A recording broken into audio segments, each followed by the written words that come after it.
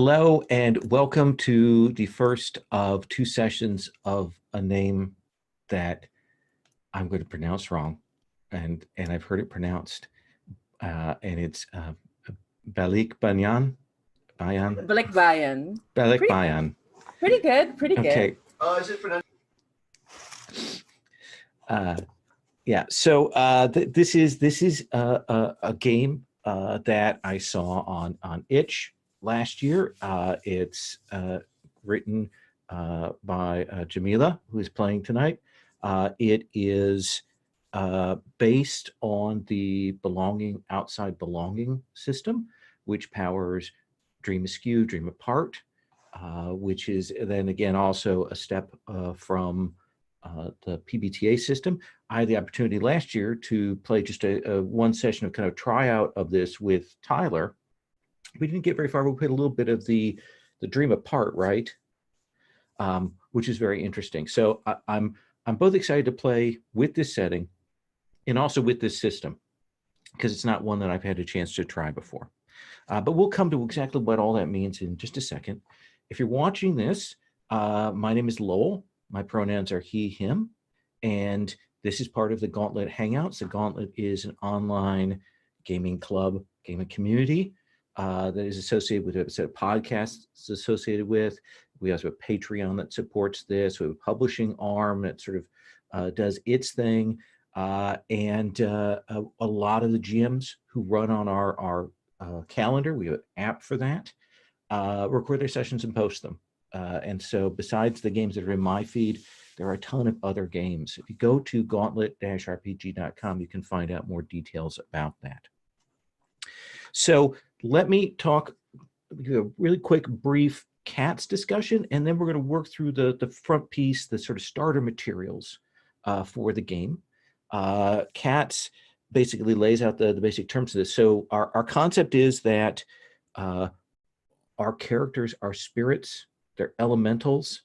They are in a world where corporations have enslaved these spirits, enslaved these elementals. And you're different. You're different from them. You're not enslaved right now. And we'll talk about how that comes about in a second. But it's about what you do in that world to keep away from being pulled back in to enslavement, or finding your way to a kind of apotheosis, a change of yourself. And there are particular terms we have for that we'll come back to. And this is a cyberpunk game. We don't have a specific cyberpunk setting. We're going to talk about that. We're going to define the elements of it. What we're going to be doing in terms of our approach is today we're going to have character creation, which is also going to tie into setting creation. A lot of open-ended questions that are going to happen in that, a lot of choices. And then we're going to move to the free play. This is a diceless game. I am playing as the GM, but this can be played GM-less. I will be kind of moderating things, helping scenes get set up. It is, rather than having dice, characters can make strong moves. They spend a token to make a strong move, which means they do something definitive, they do it well. They do it with exactly as they intended. They can do weak moves in which they narrate their failure. And rather than cost a token, that gets them a token. And then everything else falls in between. And everything else is, yeah, you sort of get what you want. But there's a little bit of a hitch there. You know, it doesn't go exactly all the way. And you get a chance to narrate that. You know, I can help out with that as we go along here. But a lot of this is going to be narratively driven by the group here. And because of that, because there isn't like a turn structure, even a role structure, we definitely have to listen to each other and make sure that we are giving each other space, and we're trying to give each other the cues and so on, because sometimes it can be a little more challenging in a GM-less game like this. So our tone, it's cyberpunk. It's a little dirty. It's not grimdark, but it is a world where things are not good, where there's tragedy written on the beings and the souls of our characters and on everyone that's around them. We were paying the cost for what the corporations, what unbridled capitalism has done in here. And at core, capitalism is the enemy in this game, as it is in real life. But in any way, we'll come back to that. But our characters are going to be trying to find their own hope, their own way, but they are going to be dragged down by the pain and the problems of the world around them.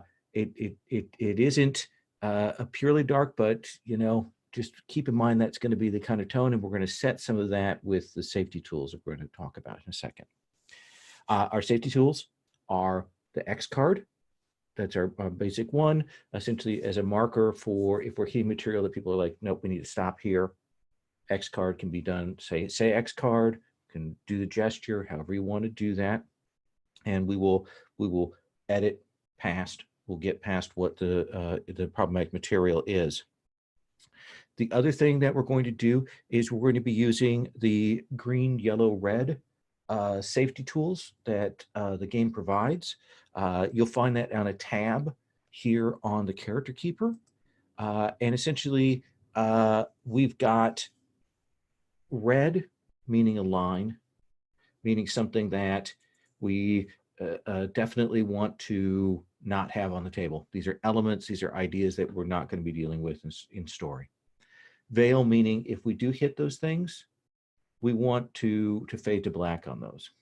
And then the last column is ask first.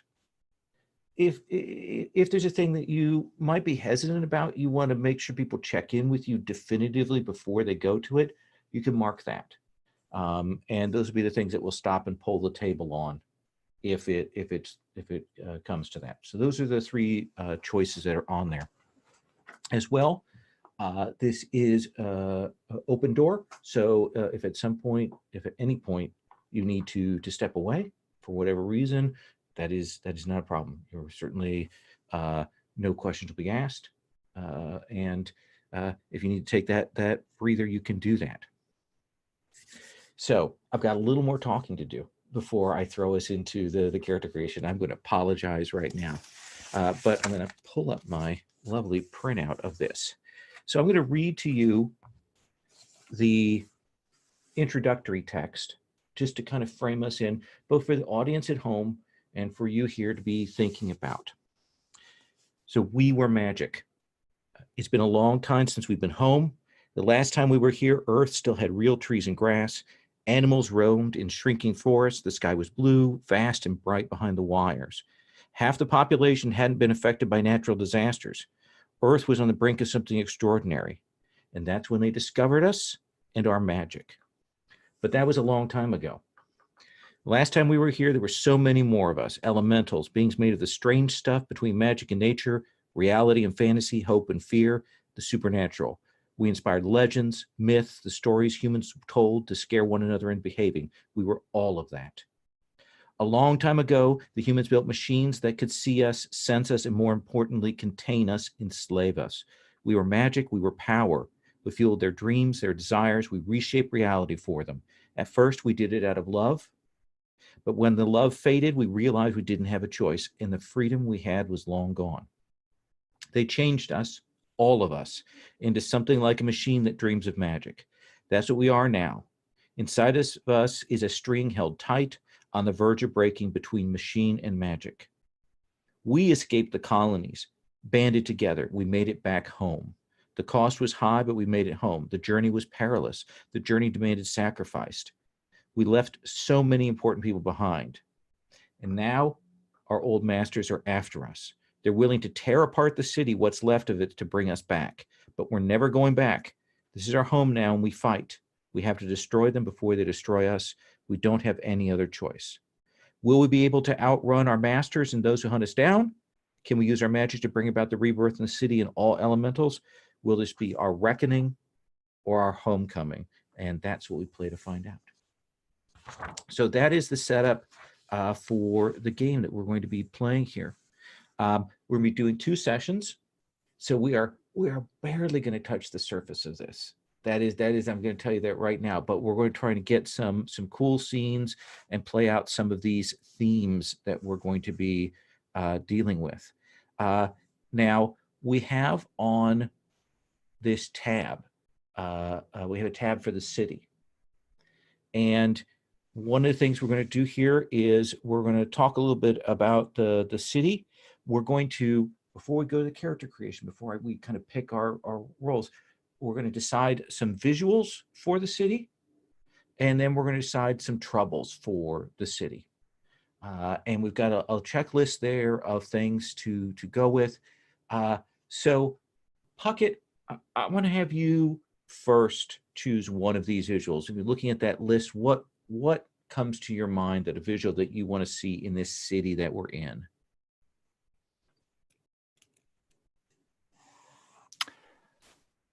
Let's see. I kind of like the idea of bustling markets, but I'm thinking more like street markets, like you might find like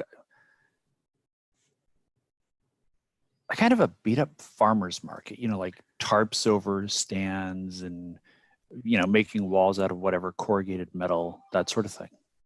So do you imagine that these are informal markets like black markets, or are they the only kind of real commercial activity, or what are you thinking there? My thought is that they are the only commercial activity most people have access to. Okay. There might be like a Louis Vuitton store or something like that. Like there might be like really, really high-end shopping areas. But we've got a big class difference, and there's a group of people that have access to those things. But this is what the 90%. 99.99. 99.9. Okay. And so, yes, you're going to find black market stuff there, but you're also going to find just basic groceries, food, okay. Clothes. Sometimes you'll find tinkers, you'll find cobblers, you'll find people who can patch up your clothes for you. People who can keep things going. All right, Robert, I'm going to have you pick a second visual for our city. I really like a lot of these. It's hard to pick, but I'm gonna go for crashed satellites. I like the idea of just these satellites that either somebody couldn't afford to maintain to keep them up, or they just, whoever owned them kind of abandoned them, and so they ended up eventually just crashing back down into the city. So little micro crater satellites with bits and pieces that are strewn around. I like that. And especially marked city. Yeah, and especially thinking real world of like the satellites that have just been launched for like internet access, and you've got like this huge row of satellites flying through around the planet, and so like I like to some of those falling, and just tiny satellites crashed here and there. Excellent. Jamila, let's have you pick a visual. Yeah, oh my gosh, I forgot I'm part of this. I was just so enraptured. You were watching. When I ran Sherry's hack, she actually watched the video as they were playing. So oh my gosh. I love the idea of holographic forests interacting with what we have so far. So are these forests all around, or are they at the margins? Where are they? I kind of like the idea of, we haven't seen real trees in a long time, but these holographic forests, they're like a virus. They're not created by anyone or cultivated by anyone. They just grow naturally on their own and keep encroaching into areas. So on whatever kind of pop-up or augmented reality that we've got, we have these forests that are growing in there. People can virtually go in and cut them down, but they regrow. They're probably virtual tree trimmer people who do that, clear them out of buildings and stuff. Nice. Tyler, I'm going to have you then pick one more visual. I saw this, and there's no way I can turn down sentient smog. Yes. So what is this sentient smog like? Is it real? Is it virtual? Is it caustic? Is it nano? What do you imagine it's like? I think it's nanos. That's where I came in thinking. I believe that it is nanos that have broken whatever programming, whatever set, and have just kind of hived together. It's not nano apocalypse where they're just destroying, replicating until everything is nothing but nanos. It's more of, they've kind of filled a space that is them, and they're cognizant, sentient enough that they realize they can't destroy it all, but they're kind of omnipresent. It's kind of that idea of like London 1880. There's that always sort of rolling across and being there. So what does it look like? Is it just your classic mist fog, or is it a colored fog? What do we see? I think it's dark and gray, but I think what distinguishes it from a normal mist is occasionally you see like neon purples and greens that flash a little through it, where they're interacting, and a little bit of that power discharge. I like that. And the other thing I'm going to add is our like dominant color for the sort of the corporate world, the fallen world, is going to be orange. And I don't mean like sepia tone. I mean like orange. Like the light is orange. Things are bathed in orange of various shades. That sort of almost emergency orange is around. And the other colors contrast to that to show us that there's something else going on. So that's going to be the thing that I'm going to add in there. Now we're going to go around and we're going to add some troubles that plague our city. And we'll go that same order we just did to get that set. Puckett, from the list of the troubles that plague us, what is one that you want to pick?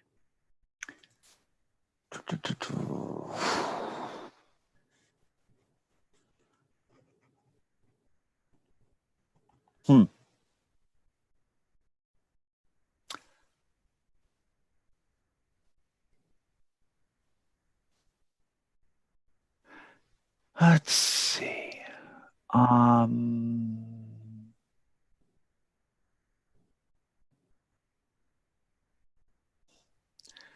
Oh, I can't pass this one up.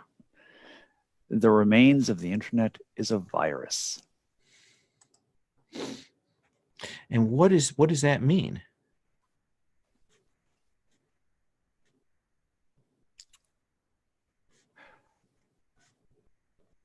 I think in this case, it's an actual techno-organic virus. And that using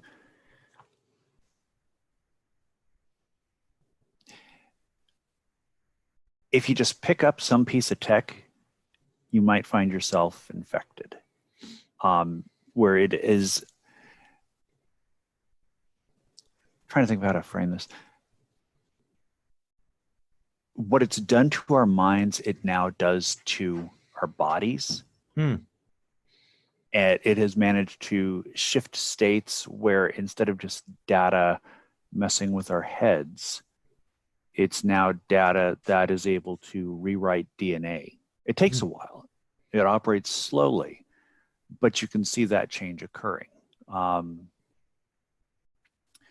Not sure, maybe you see like people's body parts start to kind of glitch out. Maybe it shifts to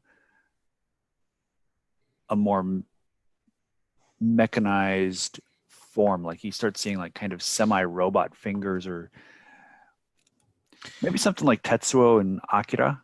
Yeah, and it makes sense given that we know that what's fueling all of this, what is powering all of this, is the power drawn from magic and the spirits. So that kind of transformation, that combination makes perfect sense. Robert, what's another trouble plaguing us?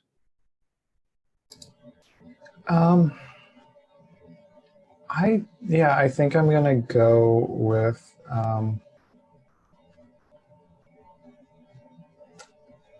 for some reason I like the idea of memory hunters. Okay. kind of zonked out from constant use of the drugs. You see those that have gone full Baron Harkonnen, and where they can't, can barely support themselves from their love of of carnal food eat and all of that sort of thing. And this is a system that is exploitative on the lower strata, and the fiddling while Rome burns. People don't want to acknowledge the storms outside. Then they don't want to answer to that, and they indulge in this, with, of course, now memories and remixed memories and things like that being a central portion. If you can combine that with the right drugs, you can enhance those experiences. All right. So that gives us a sense of what is going on. We now know we've got these markets. We know there's a split class. So we know there's an area where the classes are kind of above, that have their own private areas. We know at the borders of the city, there are these storms. So we have a sense of the shape of that going on there. So now what we're going to talk about is we're going to talk about our characters. And we have 6 playbooks, and each of these has a brief statement about what it's like. You're going to get to shape it quite a bit, and you can see that down towards the bottom it has play to find out. It tells you sort of what this playbook is leaning towards, and telling you what you might want to head to. And then, of course, the elemental magic. You have 2 kinds of elemental magic for each playbook. And that'll tell you what you can do and see what's attractive on that score. So let me start with, let's do the same order. Puckett, do you have a strong sense that this is the one I want?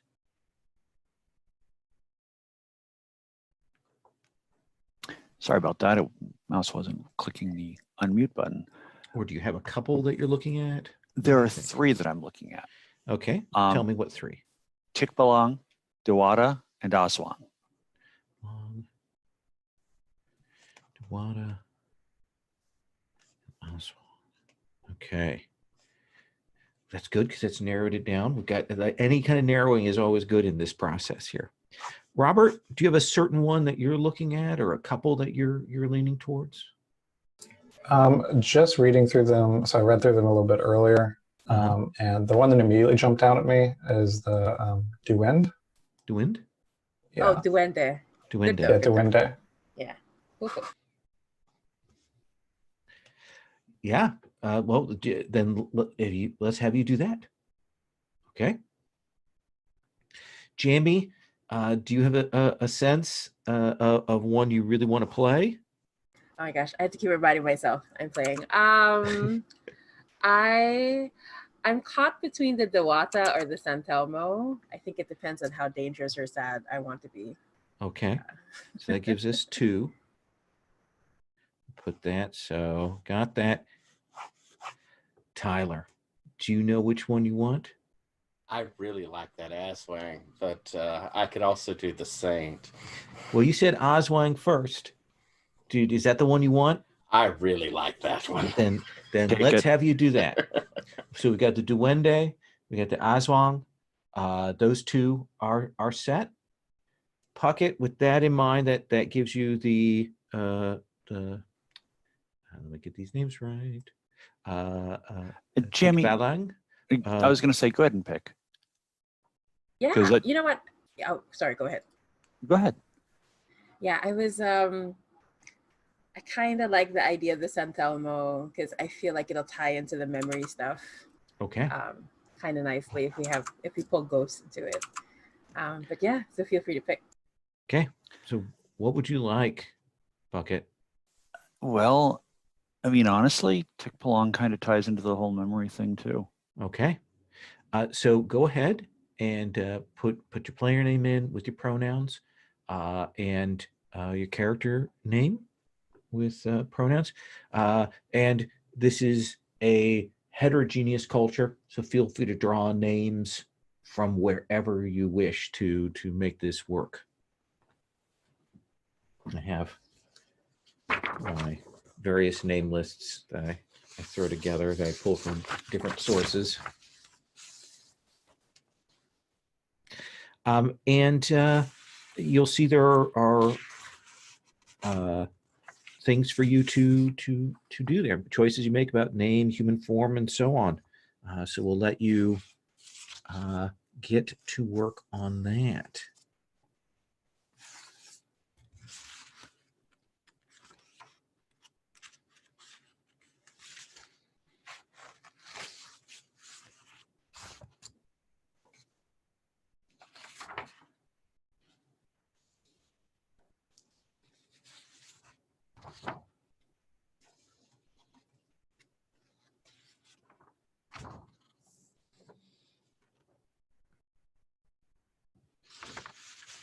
And while you're doing that, I'm going to mention what we've already got established as safety things, just to have in mind for character creation and so on.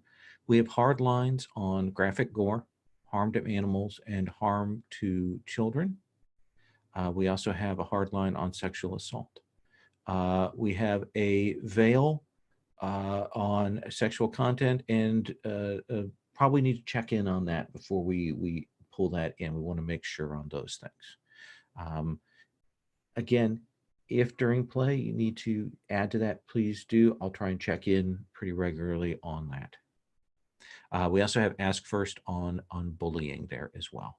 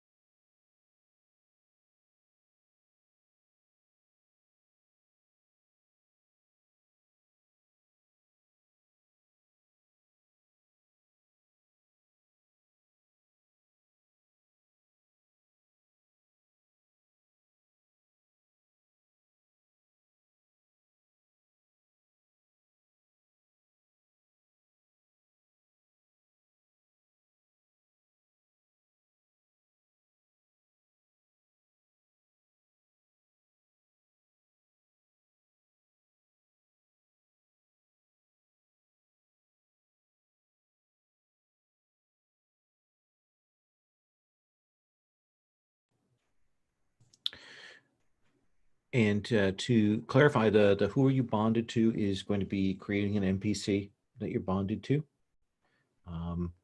If we were playing a little bit longer, we might have two of those. We're going to do just the one for this. And then the what connects us is going to be a question that you're going to put to a fellow player on your left.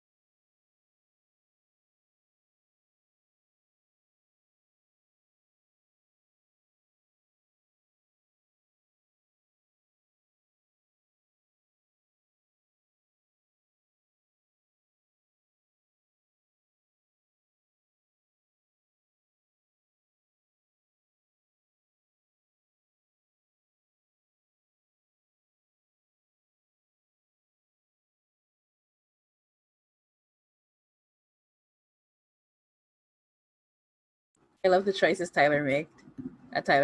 I'm super partial to the song. Thank you.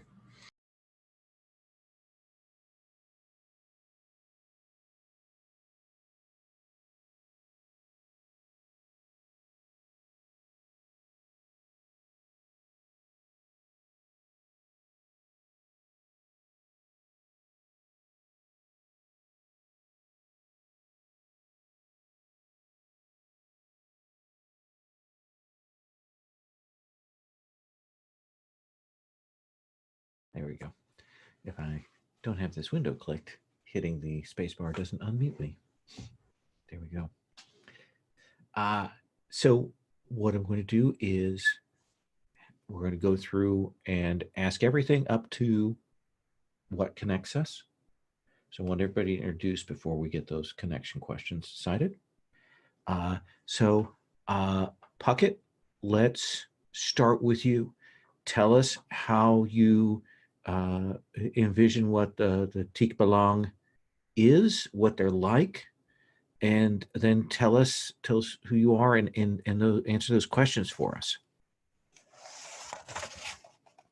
Well, Puckett, he, him pronouns. I will be playing Quark, she, her pronouns. And the way that I envision the Tikbalang in this game is someone who's actually kind of nondescript. You wouldn't necessarily look twice at them, the same way that we don't necessarily look twice at a dog or a cat or whatever kind of critter is common in our native environments. It's just there, background noise. You wouldn't pay any close attention to it because it's not something particularly noteworthy. And she chose that form precisely because of that. So she wouldn't stand out, so that when she has to transform, when she has to become something that is noticeable, she can just as easily shift back to something that is just nondescript. That seems perfect. And like, how old? How young? I'm thinking, if someone looks at them, how old would they go? Oh, they're presenting as probably early 20s.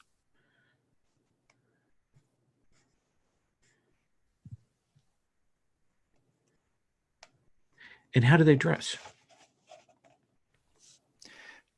Just common clothes in the area. I mean, Okay. she wears not slacks, but just durable pants, maybe something along the lines of cargo pants, but not with any unusual patterning, a t-shirt, a pullover, maybe a pullover sweatshirt or some kind of parka. It's just stuff that allows her to kind of almost blend into her clothing, kind of falling into it. Like the clothing is bigger than she is. Like a cheap synthetic pants that are common for most people around here. Okay. Right. Okay. And it's bigger to conceal her true form.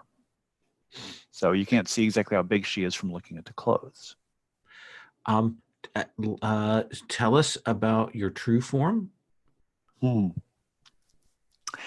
My true form is a collection of dark matter and lightning, which is one of the reasons why I chose the name Quark. And it's just, it's like looking at void strung together by sparking electricity.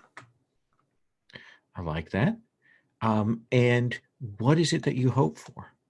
I want to recover my stolen memories. What kind of, do you have a sense of what memories were stolen?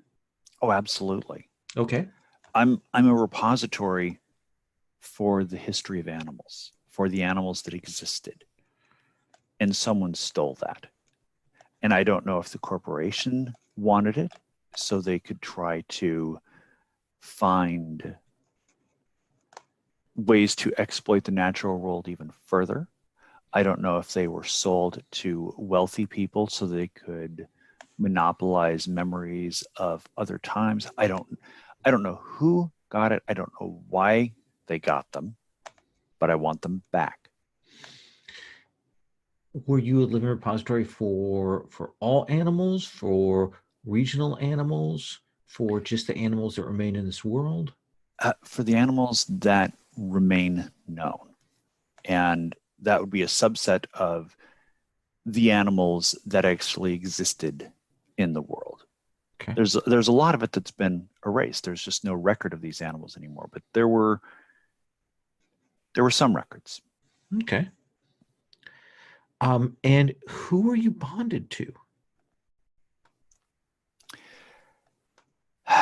It's this scumbag ex-cop. He busted me a bunch of times when I was a kid, and I guess he felt guilty about that because he has kind of taken it upon himself to try to help us. But I don't know if he's actually helping or if he's trying to set me up. Name? Jack. Jack.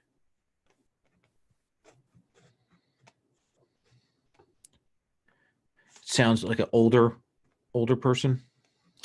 Yeah, he's mid to late 50s. You know, I honestly, I think that he got thrown off of the force because he was corrupt in a way that even they couldn't ignore.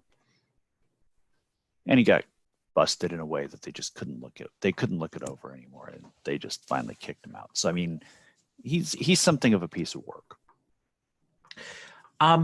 So I mentioned a lot of the magic and things like that people do has a certain amount of instinctual nature to it. When you kind of instinctively shift into an animal, what animal is that? What is your default, like in my mind, what do I go to? Big cat. Big cat. Like a lynx, Usually, like a tiger?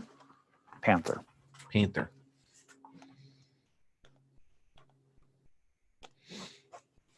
All right. We're going to come back and talk with you about what connects you, and you'll ask that question of to your left. So you'll be asking that of Robert when we come back. That's who you're going to be asking that question of. Okay. Tyler, let's come to you. I'm going to work my way across this sheet. Tell us about your Aswang. All right, I'm Tyler, he, him pronouns, and I am playing Mirden. I sort of envisioned the Aswang as there's a need for fear. Fear protects us. Fear is what keeps us sharp. Fear was needed. And you can see in the city, in this world, how they've tried to take fear away. People will consume, they will buy. They have destroyed my kind so that they can make the fearless slaves. They use their fearlessness so that they will always be willing to come back, to hurt themselves in the name of profit for the corp. And we are needed. We're needed so much more than when it was just a fire in a cave in the darkness beyond, and we taught them to hide. They need us now. And I will make sure that soon there are more of us. What is the urban legend that your name refers to? It may be a ghost or an artifact from the past that Mirden was a madman, something of a saint in the old legends. He talked of prophecy. He came around and told people, and maybe that filtered through over the centuries, the millennia, for they still remember that a madman with truth does walk around out there. Okay. And your appearance? I'm the Neon Dawn.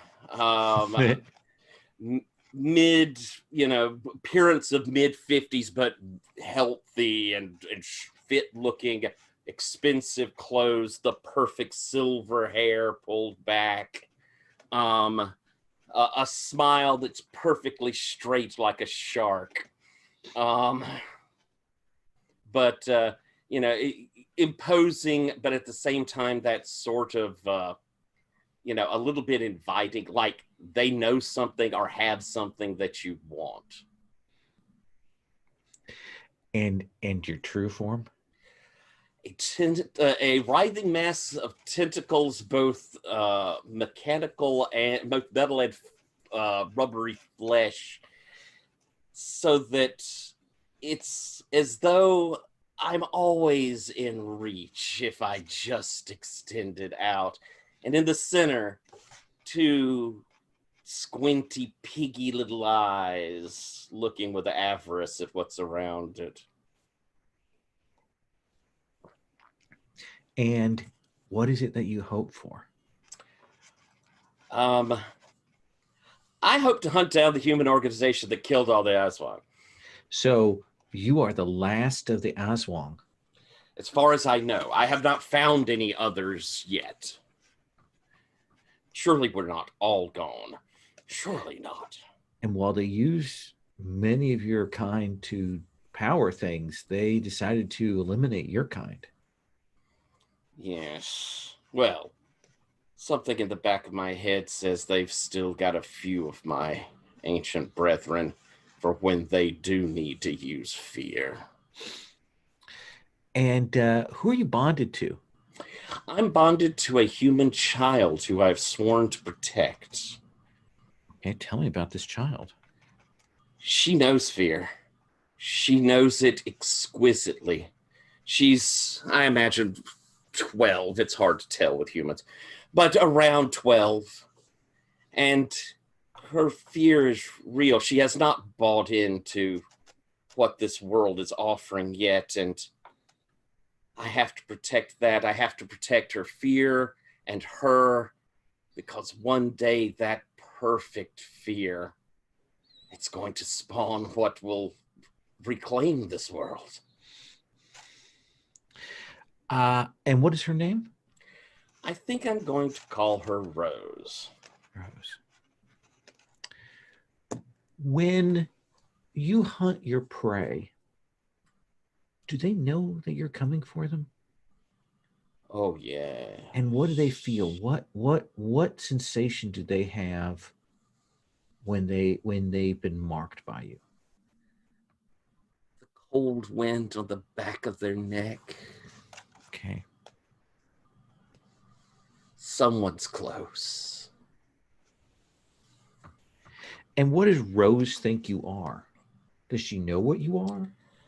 I don't think she knows what I truly am. I think that I have been, as much as possible, presenting myself as a wealthy relative, or a relative that could come around and help the family some. And why haven't you changed her into an Oswong? It's not her time yet. Not her time yet. All right. We're going to come back to you and ask that connection question. You're going to ask that of Quark. You know, Jamie, tell us about your Santelmo. So my San Telmo, their name is Third, short for Third Eye. They use they, them pronouns. Because in the Philippines, there's this, when we talk about being able to see the dead or seeing strange things, we talk about how the third eye is open. And let's see, Third's human form, which they're more comfortable in, they don't actually like showing their elemental form compared to most elementals, I think. So their human form is, they have these thick glasses that are cracked, that always have code dancing along them. They're always hunched over. They're wearing, it's always like those large Harajuku kind of fashions where it's like just like layers of random clothing put on a person. I think if Third stands still, they'll look like a coat rack Okay. if they're not careful. So, and what little hair you see are under a mess of a cap is bright fluorescent colors. And third's true form is they're a skeletal robot with carved glowing sigils, and all the sigils are like different versions of eyes from different cultures around the world, and the eyes open up in different configurations depending on the machine magic they're trying to access. And what? Oh, sorry, you're gonna ask something. Yeah, why eyes? I think because And I know she's described the thick glasses, and then we've got this eye thing. So what is important about that for you? yeah, I think when they actually take off their glasses, they're blind. Oh, I think in order to make them more effective as a San Telmo, the corporation purposely blinded them. Because there's the idea of if you're blind, you will try as hard as you can to see with your heart or to see with your mind. So it was something that was done to them. And yeah, I think that's it. So like there's this sort of daredevil situation where like when they sense, that's why the spirits are just as real as like other people to them. And they don't discern any difference. okay. And what do you hope for? I wanted to go for the most disruptive hope possible. So I chose create a permanent bridge between Sulad, the underworld, and Earth. That's pretty disruptive. I think it's because whether or not Third is right about it, Third believes that the storms and the memory loss, it's all connected to Sulad in some way. And they believe that if they can get a connection going, it'll help solve those issues. I don't know if that's true necessarily. It's just what Third believes. And who are they bonded to? Third is bonded to a filmmaker who honors the dead and dying. I'm thinking like they hack into the augmented reality sometimes to show these videos, these clips of who the corp is trying to cover up or trying to downplay these losses. I think they're also trying to, because the corp's trying to downplay the virus and how it's affecting people. So this filmmaker is trying to bring that to light. The filmmaker's username is 1S33Y0U, which is basically I see you in lead speak, because like I always try to use lead speak in my cyberpunk games.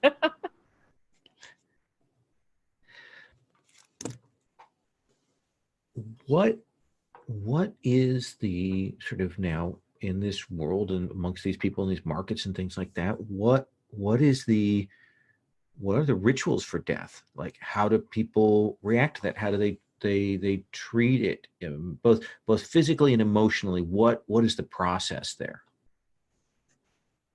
I think the corp has sold this lie that death does not exist. I think the corp has told people that if you have enough money, you won't ever have to die. And maybe it's true for the rich, the 1%, the less than 1% folks, but for everybody else. So I think a lot of people, they spend so much money, so much labor, so much energy trying to afford the technologies to defy death, but they don't really exist. It doesn't really work as intended. So everyone's sort of in denial about death and they're not accepting of it. Nice. We will come back with you and we'll have you ask your question of Mirrodin. That brings us to Eduardo. Robert, tell us about your duende. Yeah, so Eduardo, he, him pronouns. Human form, I'm thinking, is like a late 20s-ish, like a tall figure, huge headphones, dark eyes, wears a lot of like street fashion. I'm thinking like, he wears like Jinko jeans, or he's just got these giant pants with super deep pockets that you could fit like a 2x4 in. So he's wears very big clothes in general. And then always has, like a large set of headphones on. And then, oh, go ahead. What kind of headphones are they? Like Beats by Dre? Are they handcrafted? Are they real generic? What do they look like? I think they look very fancy. Like they're probably like a name brand, but if you actually held them and inspected them, there's obvious modifications made. Okay. They're not like knockoffs or anything. Like I think Ed Wallow probably would get the good, try to get the good stuff, but then modify it to be even better. Handsome tall, freaky tall. What kind of tall are you? Yeah, I think almost like a freaky tall, like Just on a the edge tall of and that. yeah, tall and like very lanky.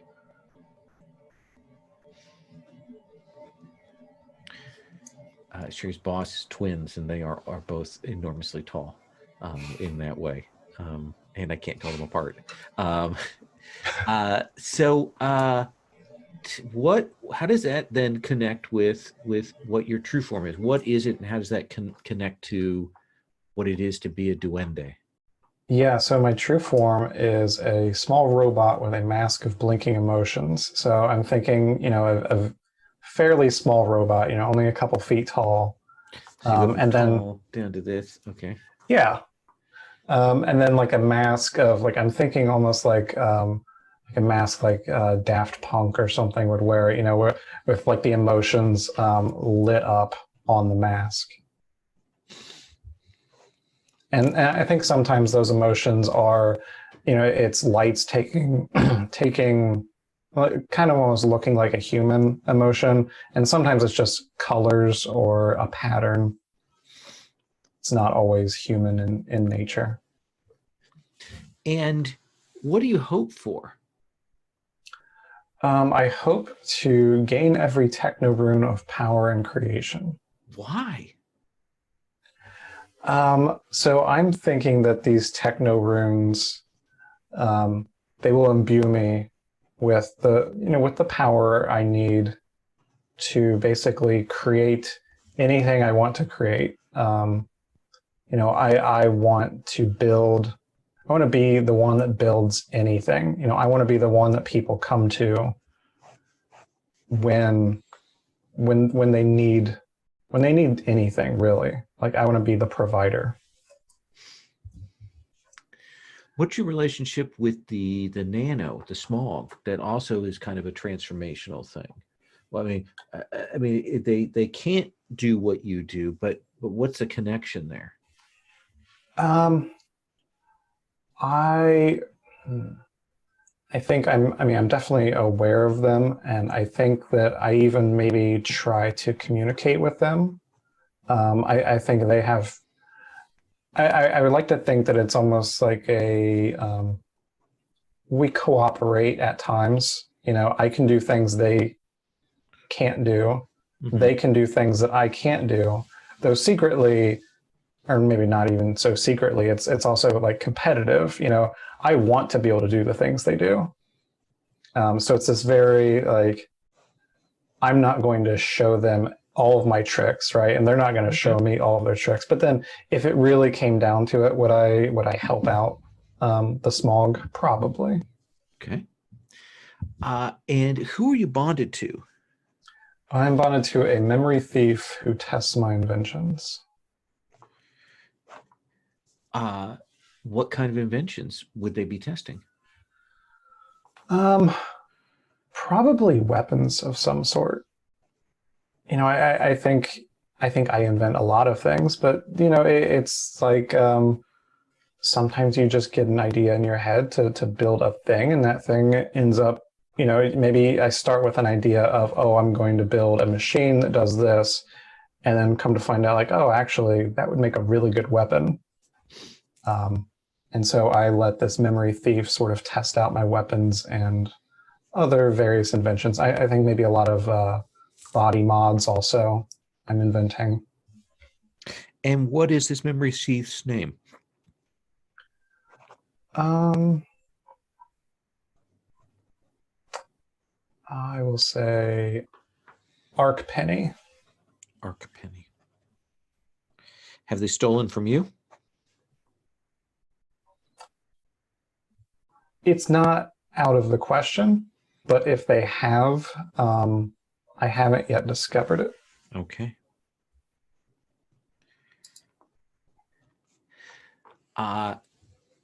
Puckett, we come swing around to you, and you're going to ask your connection question, and you're going to ask that of Robert. So, what is your connection question? What great social debt do I owe you? Why can I never repay it?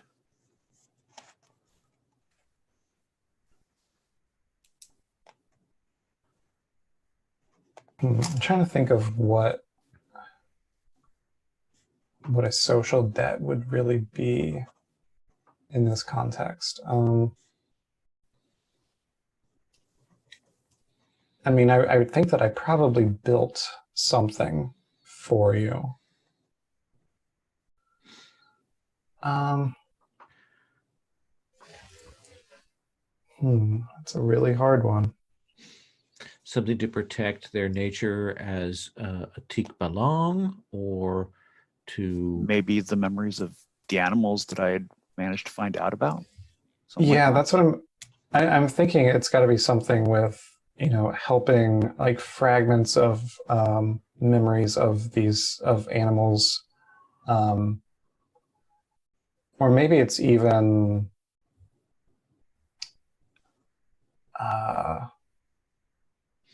like something from before, like if there was like a zoo or something, like maybe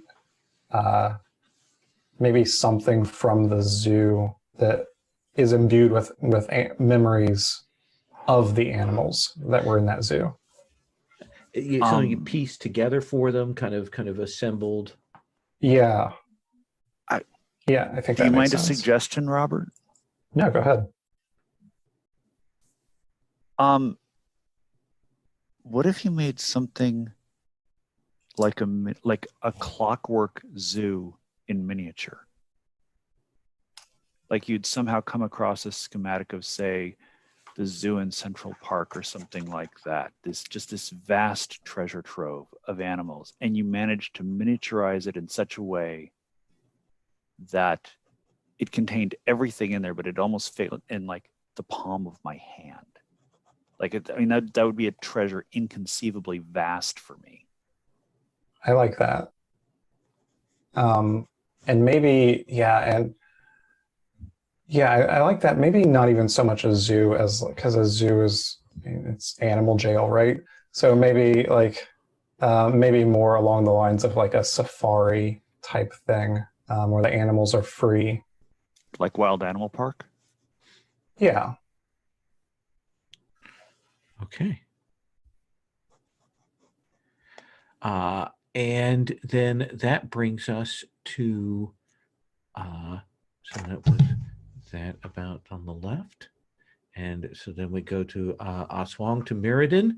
You'll ask your question of Quark. Yes. All right. Oh, where'd he go? There it is. You've forgiven me for something I can never make up for. How do I try to make it up to you? So are we also defining what you did? We can. I think it's gonna probably better for you to say something that would be that I would consider unforgivable. That I did to you. What do you think? What if it was something that I saw you do or not do? Ooh, that's entirely possible. Because as an Aswang, I mean, you're kind of coming out of the darkness, right? Mm-hmm. And kind of like the boogeyman. Mm-hmm. So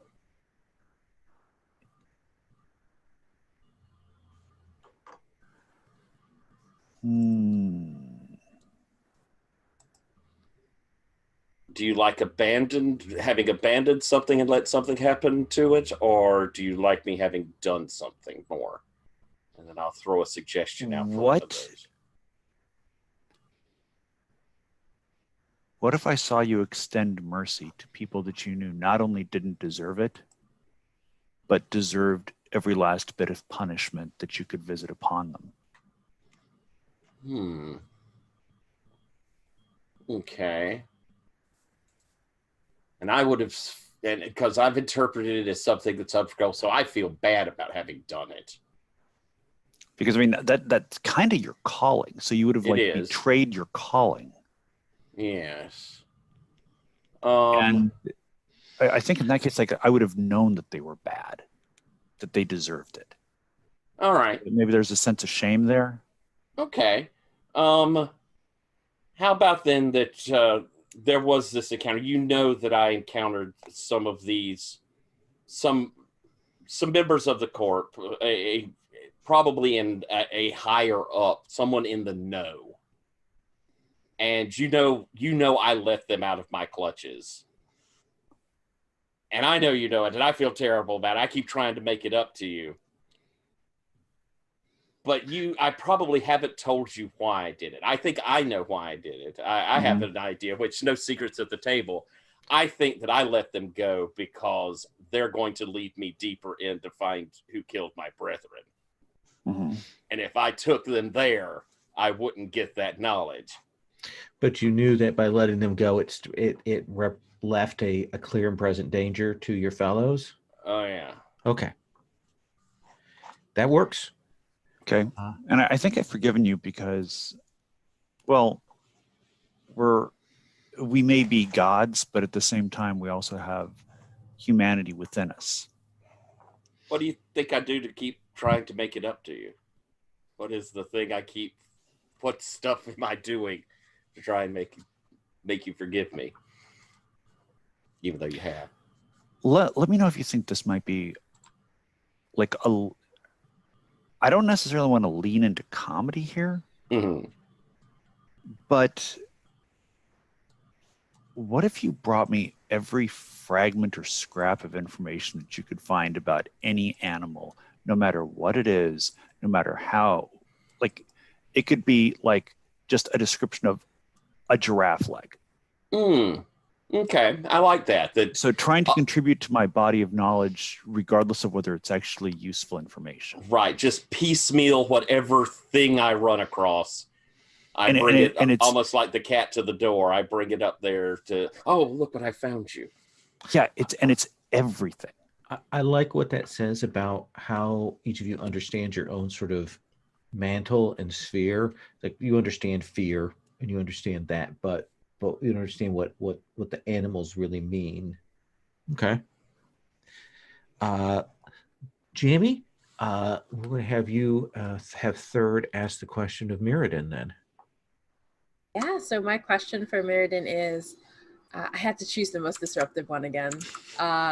What dark and sad secret do we share? How would it doom our rebellion? Well, I have a thought. Tell me what you think of this. I think together we've discovered that while those of us that are fighting against the core, those of us who are trying to reclaim the city, believe that it is life or death. We will go out there, we will fight, we may live, we may die, but if we die in a good cause. But you and I have discovered that when we die, they have the technology that they suck our souls back in and coalesce us once more into bondage. Yeah. Oh gosh, that's right. So we know that every time we die, we actually power their machines and we power their agendas. But if we tell that to people, no one will be willing to put their life on the line anymore. Yeah. Like that it? is so good. That's so good. That's good. Nice. I love it. Awesome. That is so good. Excellent. And then Robert, let me have you ask your connection question for third. Yeah, and real quick before I do that, I want to maybe rewind a little bit on something. So Yeah, for my please. hope, I said gain every techno rune of power and creation. Then I was reading like the Duende's description a little bit more and had another thought on that of maybe the techno runes are almost like achievements or something, like video game style achievements. And so Nice. I'm trying to embody this greed of humanity and like the desire to build grand things just for the sake of saying I built all of the things, I did all of the things, I built the most beautiful thing and the most powerful thing, I have them all. That's great. And I think that kind of goes back to then building this thing for Quark. Maybe I did it. Maybe I could have gotten a techno rune out of it, or something along those lines, and I didn't, and that's why it was a great debt, I guess. Okay. And then going back to my connection question for third, you destroyed my greatest creation. Why did you do it, and why am I grateful to you? How do you feel about it? I have a couple of ideas. The first one is you created a machine that could rewrite memories and leave no trace behind. And so like it's kind of like the Remember Me video game where it was just too powerful. You were just going after it just to make it just because you could, to go after that achievement. But in actuality, I feel like maybe it cost us one of our fellow elementals. Their memories were rewritten.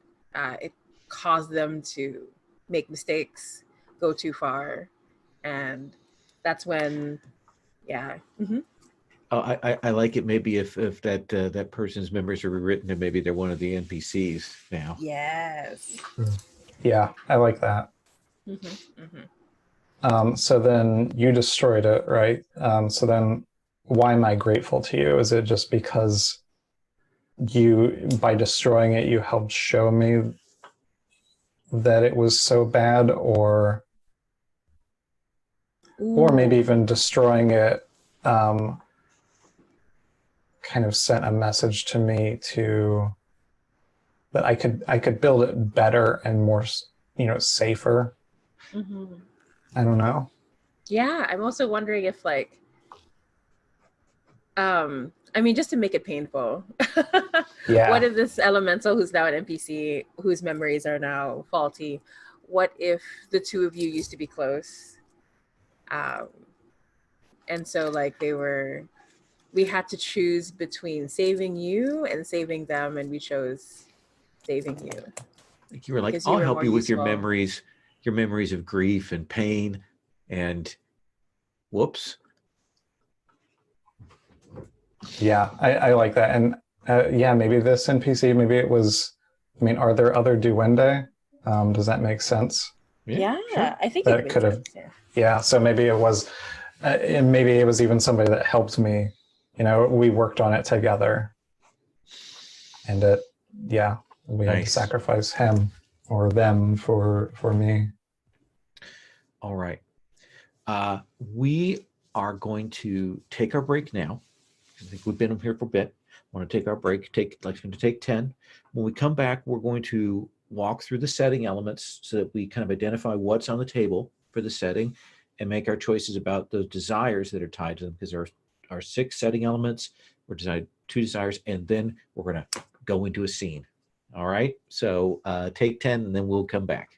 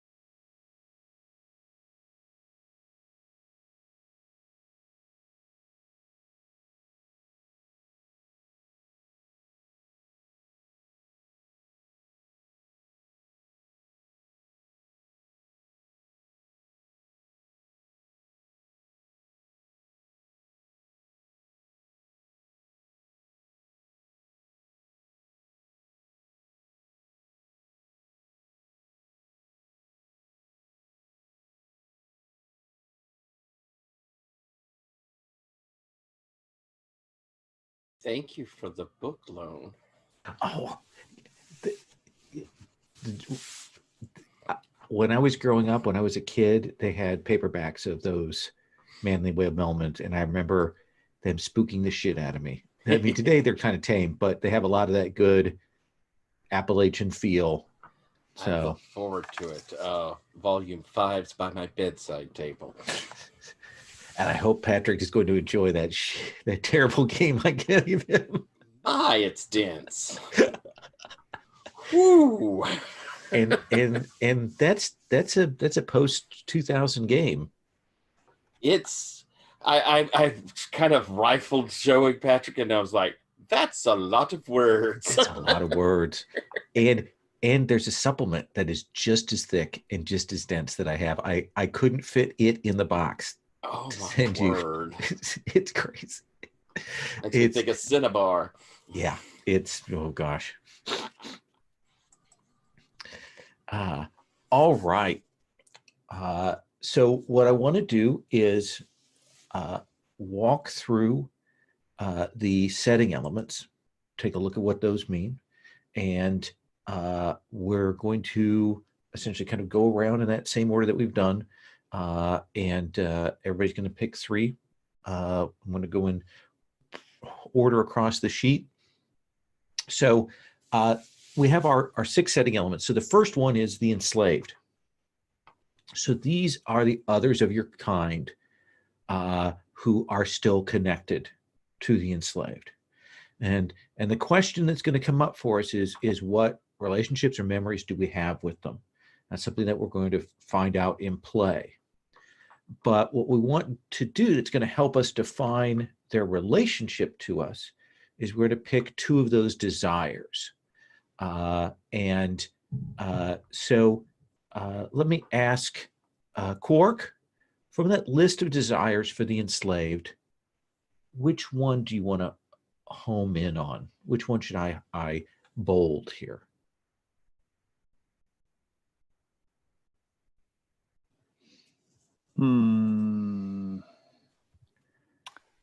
Two desires, huh? Yeah, we'll have you pick one, and then I'm going to come over and have Tyler pick the next one off that. Redemption. Redemption, interesting. So redemption is one of the desires of the enslaved.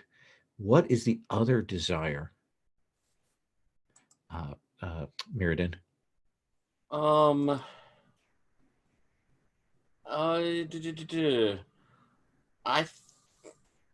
I think freedom. Okay. So not necessarily that they are hostile to you, but that they want this. All right. And then the next setting element is the corporation. Who is in charge? How have they bent the city to their will? So let me ask third, what do you want to pick as one of those? Ooh. I want to pick rewrite magic's laws. Ooh, interesting. Like, do they have some control over it now and they want to change it, or what do you think that means?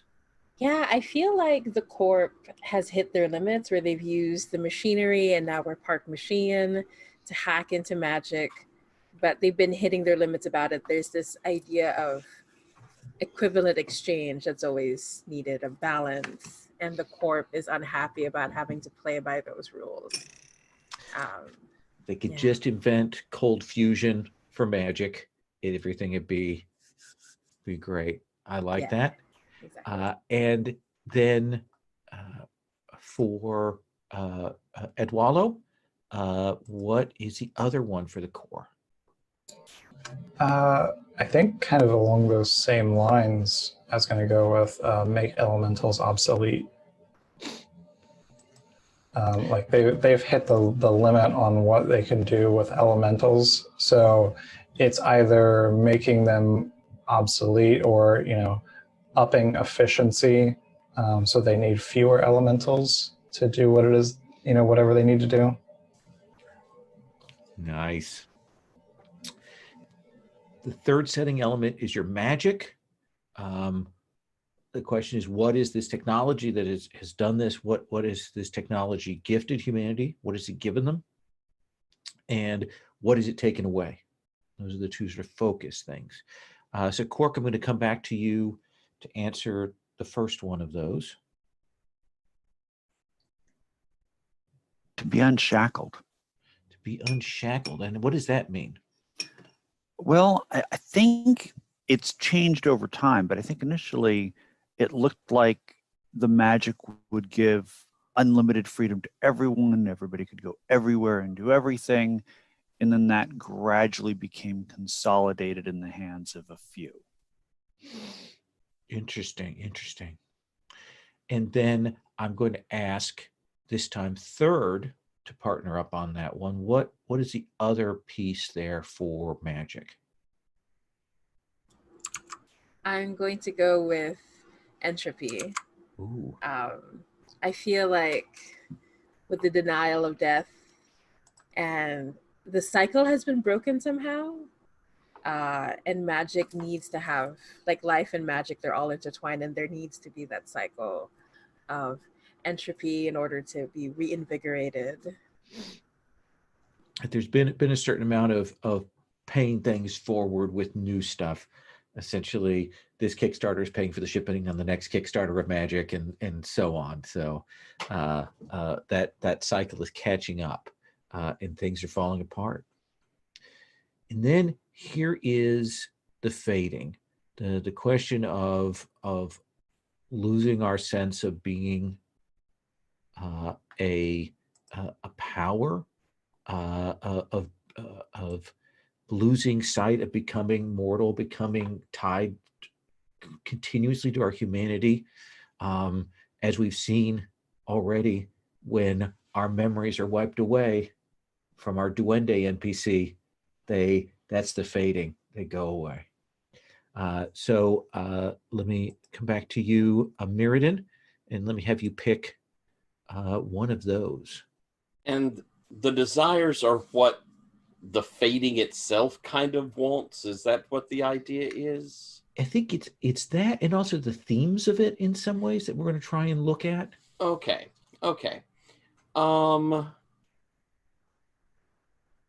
Then I think reveal the hidden truth. Oh. So something about the fading tells us something about ourselves. Mm-hmm. That may be something that we're avoiding. Interesting. And then Edwalo, what's the other piece of the fading? You know what? I think it's fiery apocalypse. It fits with what we got so far. That checks out. Yeah. Yeah. I've been praying for someone to choose that. Everyone looks at it and then steps away, but not Robert. So I'm so happy. Excellent. That brings us to the heart. And what, Jamie, tell us what we mean by the heart in the context of the setting here, because it's the heart of the city. Right. It's kind of, I hope it comes across somehow, but it depends on how much sentience the players want to give to the heart of the city. Like how much is the city its own being? It's kind of like giving personality or giving life to something that is beyond human, beyond elemental. So, because the city is like a living thing. And of course, for all of you, because you're going to be defining your own moves, these are things to draw on for the fiction and for your weak moves and so on. These are all pieces to give you materials to work from. Right. Because some of the playbooks have a stronger connection to the heart of the city than others. Like the Tikbalan has a strong one. Quark, let's have you tell us about one of those desires for the heart. Well, given what's come before, to be reborn in fire. There we go. All right. Got fire as a good theme there. And then Edwalo, let's have you pick the other one.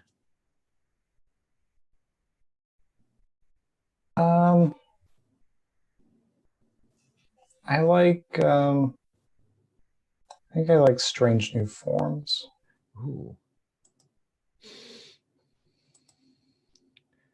That's interesting. If neither man nor our elementals are the final form.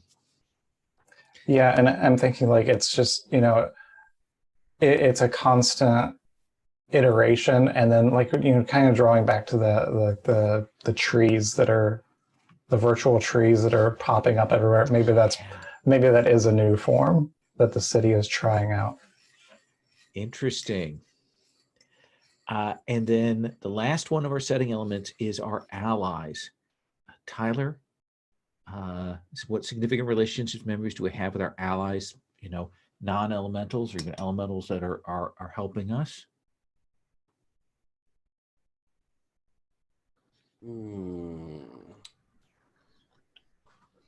I like galaxy-wide rebellion. Like the idea that there is a rebellion brewing all over the city. All over the city and to spread even to the colonies.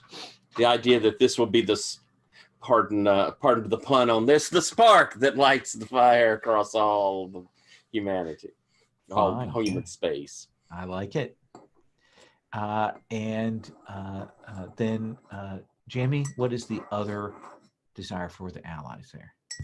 I'm going to avoid burn down the city because I've chosen too many disruptive things. You know, I'm going to choose something that's very colonial to become the new masters. So there's this like post-colonial issue of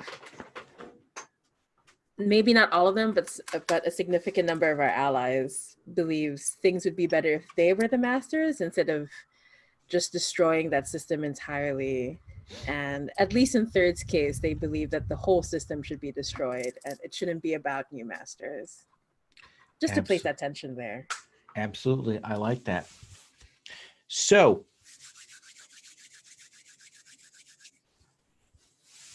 Mirrodin, why is this room on fire?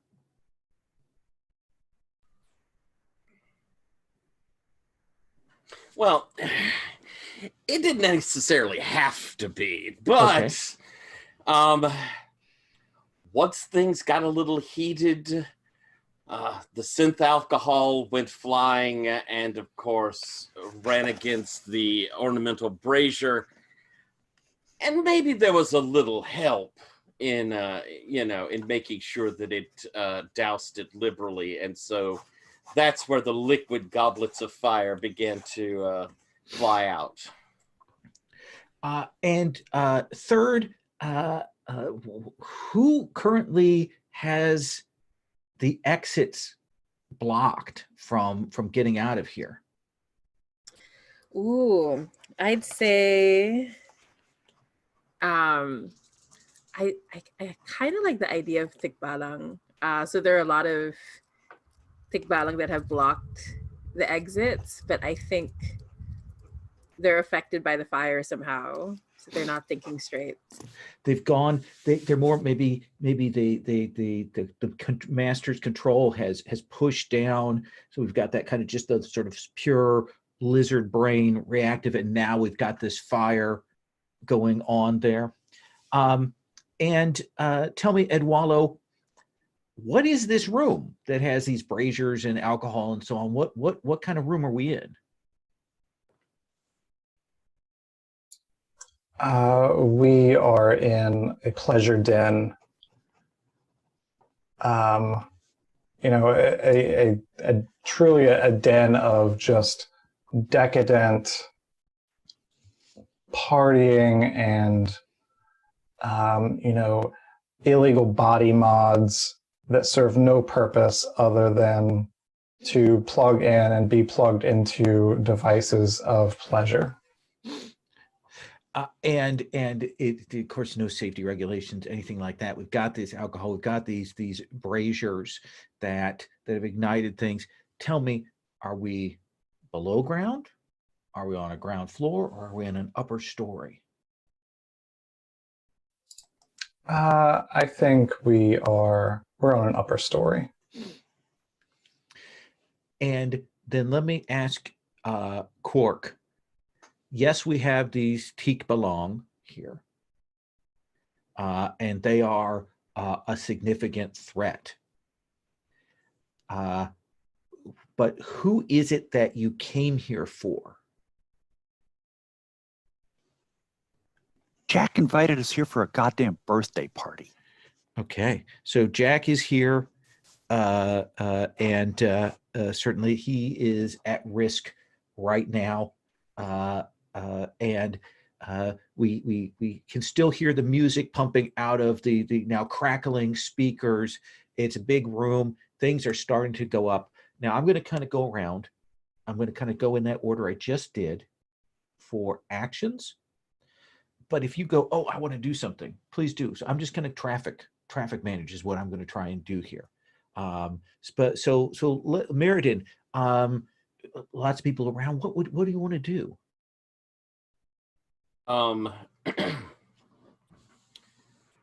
Let's see. And I suppose I'm aware that Jack is at least partially a friend. I don't know.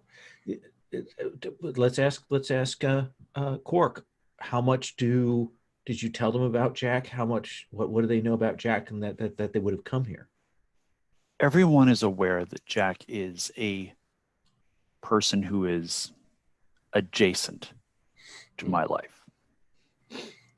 They're also probably aware that he is annoying and often a nuisance, but that occasionally he provides us with some useful information that helps us not get captured by the Corp. Meriden, did you have an ulterior motive for coming along on this, or were you just here for the party? It's probably an aspect of feeling a little indebted to Quark, and so Quark, if mentioned coming to this, and of course I'm wanting to come. Yes, it'll be fun. And we got these flames. Some people you're feeling their fear as they suddenly realize, but we've got a lot of people who are plugged in various ways or doped up or hopped up on goop, and that they don't even realize what's going on. So what do you do, Meriden? Yeah, I'm moving over to Quark and kind of giving the look to see if I see Third and Adwala, but we have to get out of here. Whether I like it or not, we need to try to save these people. Most of them didn't ask for any of this. You know that half the time if Jack is involved with something, it's going to end up like this. And you came tonight, so this in for a penny, in for a pound, right? Most of them won't even feel if they get roasted. And most of them probably aren't worth saving, but we're going to do it anyway. Fine. So Meriden, you're kind of assessing the situation, or what do you see? Looking around, I can see that there is at least a central control for, like kind of like a pleasure DJ that's up there laying out the things, and it almost makes a sort of concert of the moans and the sounds of the people as they're all getting this various style of pleasure that he's putting through. And pumping the drugs and electrostims and all of that stuff going on. Okay. So yeah, you see that, and the DJ's got those headphones on, the virtual stuff. He probably is only seeing numbers and readouts and so on. He doesn't even realize that this fire is going on. So Third, what are you doing? We've got these teak belong. We've got this fire breaking out. What do you want to do? So this person in the middle is the one who's sort of like pumping out everything. Yeah. I look at the others and I say in a deadpan voice, I guess I'll take care of it. And I'm going to destroy a precious secret or memory. I'm going to just place a hand. And when I do that, like the skeleton starts to sort of like glow through the facade that I have, and I place it gently on the back of his head, and I say, "Give me the memory that forces you to keep people trapped here with you."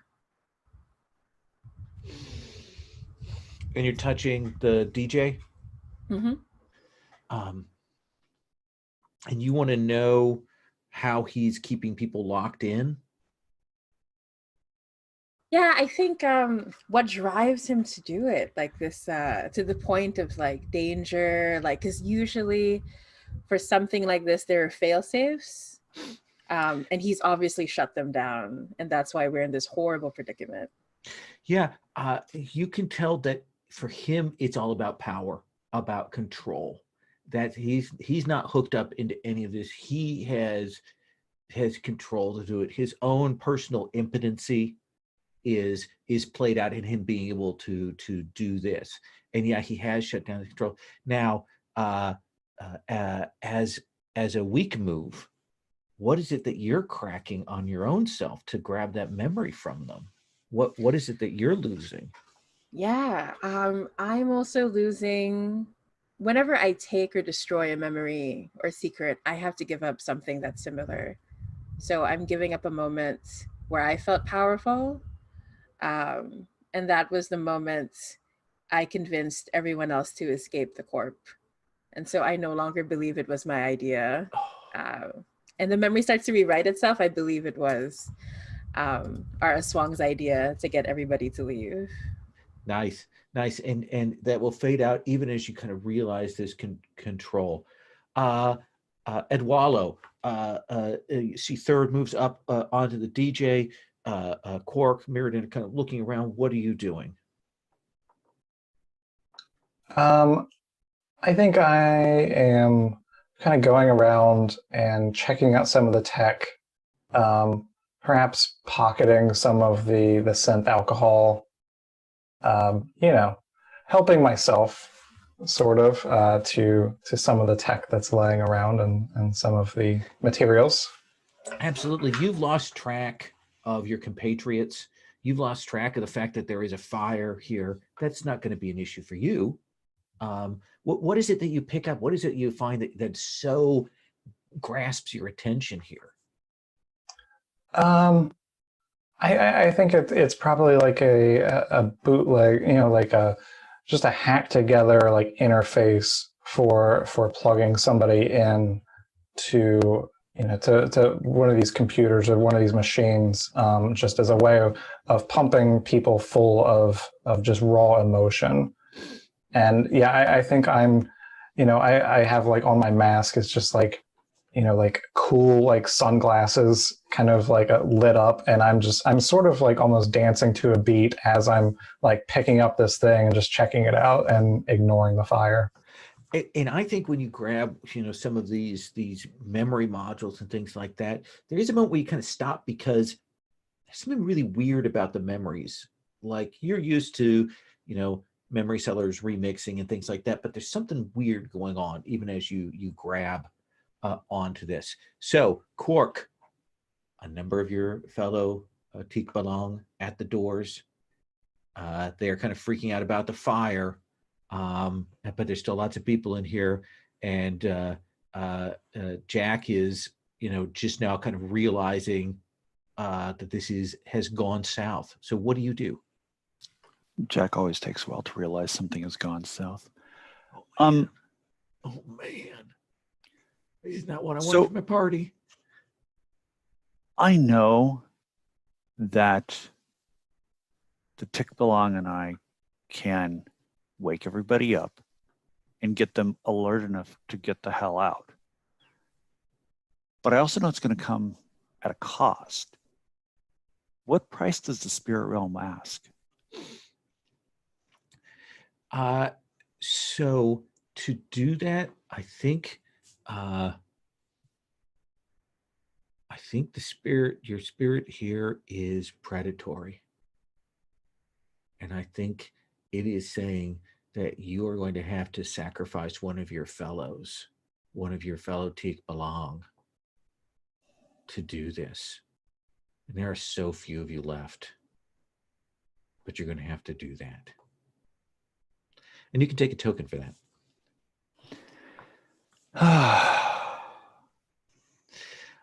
Let me swing back to Mirrodin as that realization washes over you. Mirrodin, you'll see that third is up there. What does it look like to the others when you draw that memory out, third?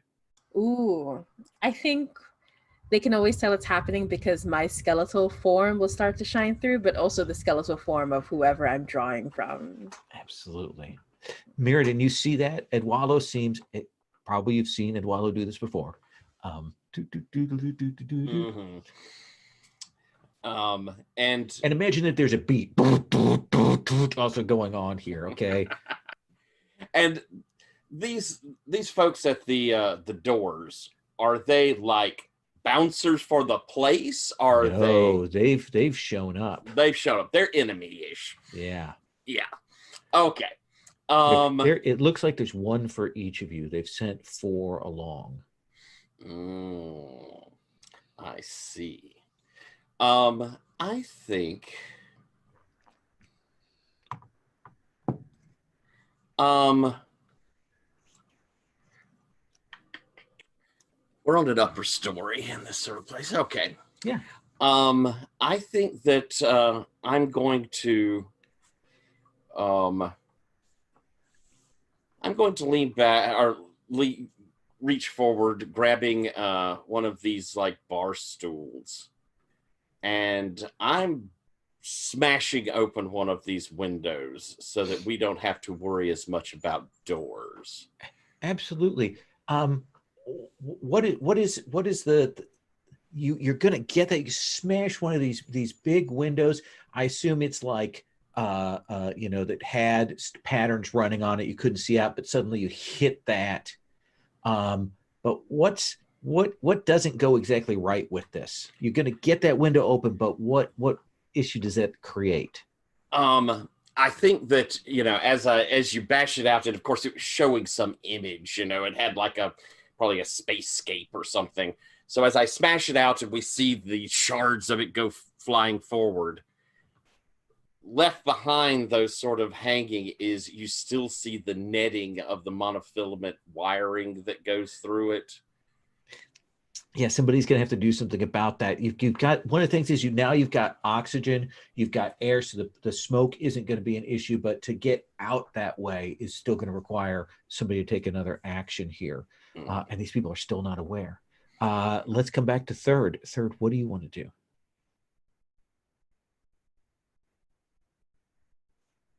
Yeah, we need to get these people to wake up. I'm going to activate my elemental magic of spirit fire, but I'm going to use my magic with consequence. Okay. So I'm not going to spend a token for it.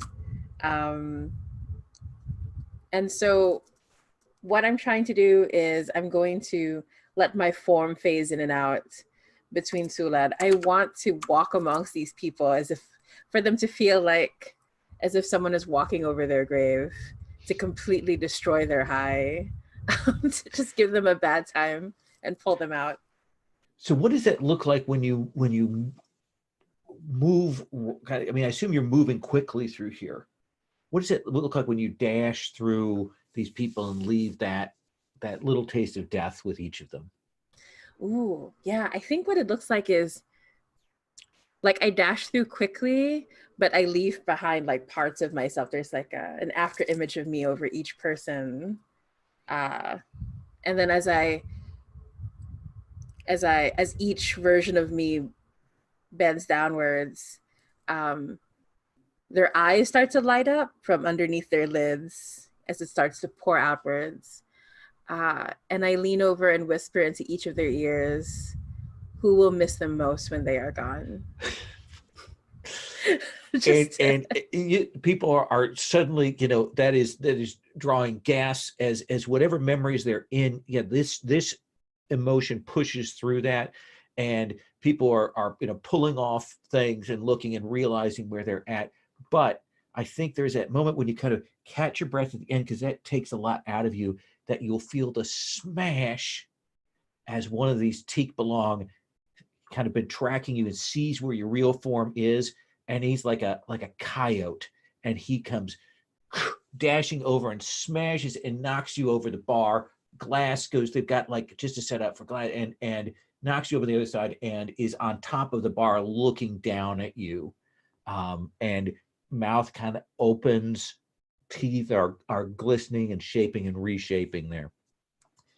And like I'm trying to hold back the mouth, and I'm like, Quark, Quark. Like, so I'm asking Quark for protection, so I'm gonna get another token for activating that lore. Okay, then let's do Quark, and then we'll come to Edwallo then. Quark, what do you do when you see that? You're kind of looking around, you realize you have to sacrifice one of these, then you see one of these tick belong bring themselves together, knocks third over this, knocks them over onto the back of it, and then they're up on the bar looking down like they are going to just pounce down.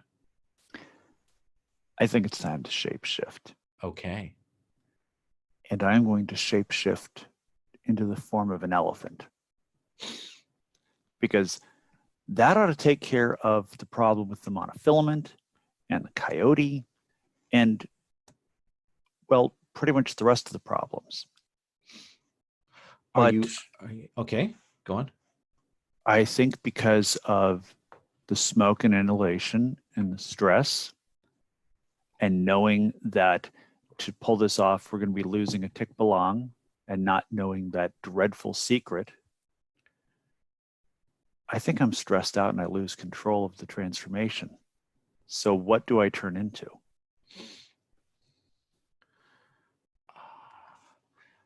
I think that rather than an elephant, we get a hippo. And I think your brain is still telling you that you're an elephant, but you're a hippo, and the body mass, the shape, everything is completely different. So are you imagining this as a neutral move where there's the consequence here, or imagine this as a The full, weak move, lose okay, control of your shape and abilities.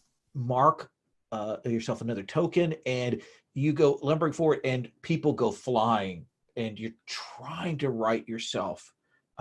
Even your eyes are at the wrong level, and your mouth feels wrong. And where is the trunk? And trunk is gone, and I'm so low to the ground. Do I even know what a hippo is?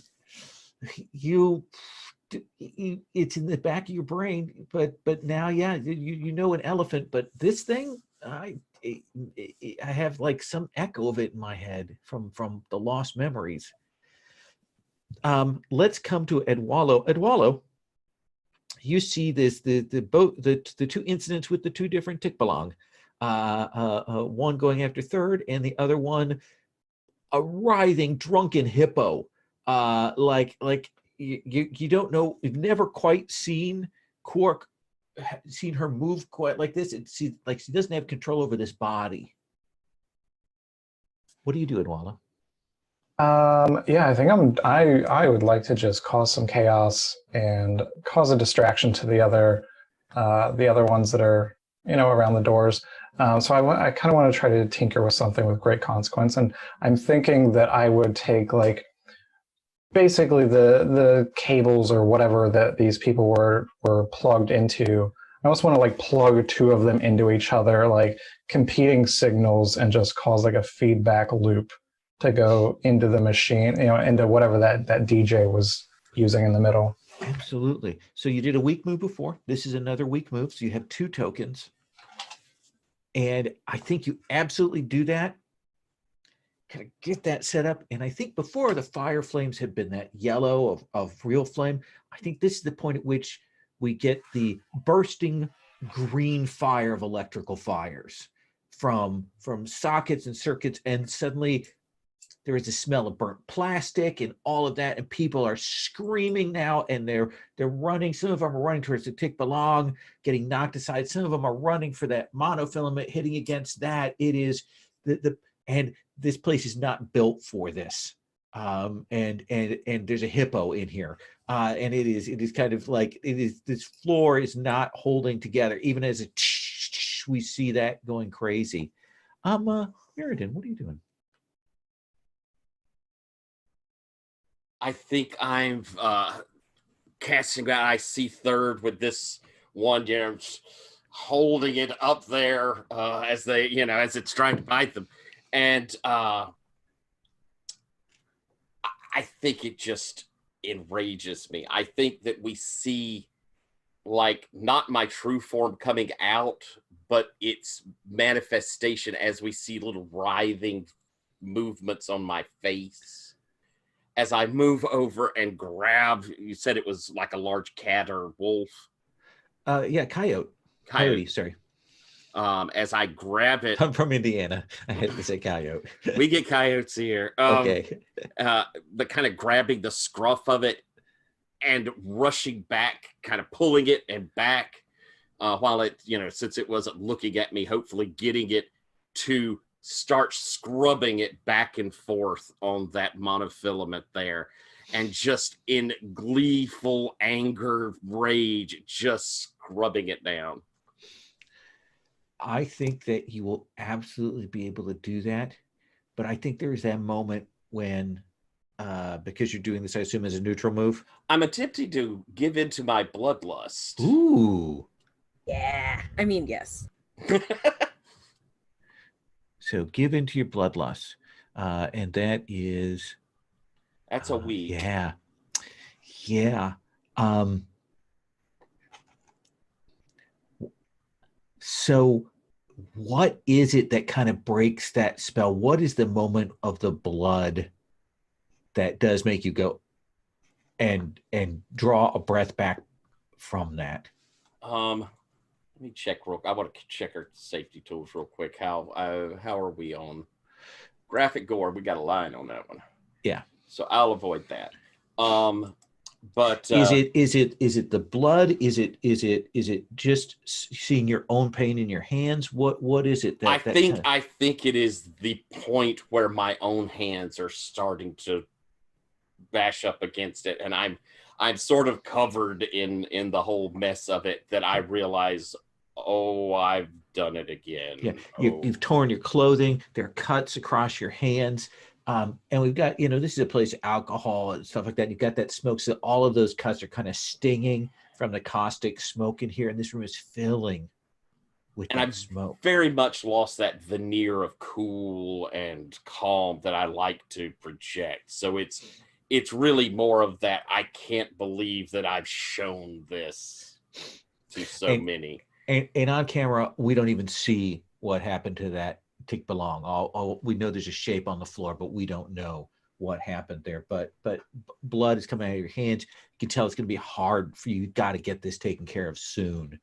Third, you kind of look up and then mirror it in, and it's gone with that tick belong. But you electrical fires, smoke building, people are screaming. What do you do? Oh my gosh. I turn to, wow, we need to get out of here. I turn to Meridian, and I turn to, yeah. Okay, you'll see Meridian doesn't look like he's going to be hearing you right this second. I know. And like, I suspect this is not the first time I've seen this. And I think we've argued about it before. I think that third believes that it comes from a trauma that Mirrodin hasn't processed and refuses to process.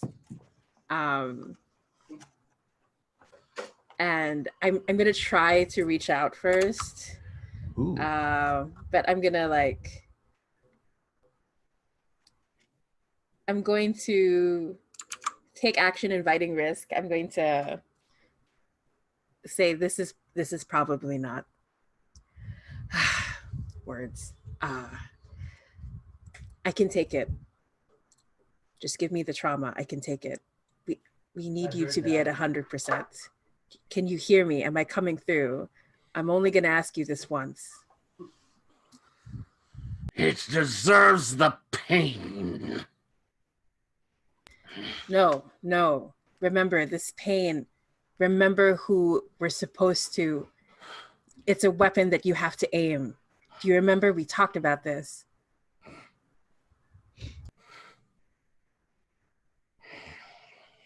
I can take it from you. You don't have to hold on to it.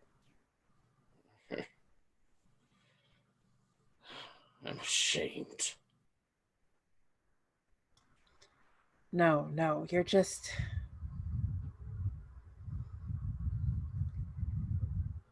feeling too much.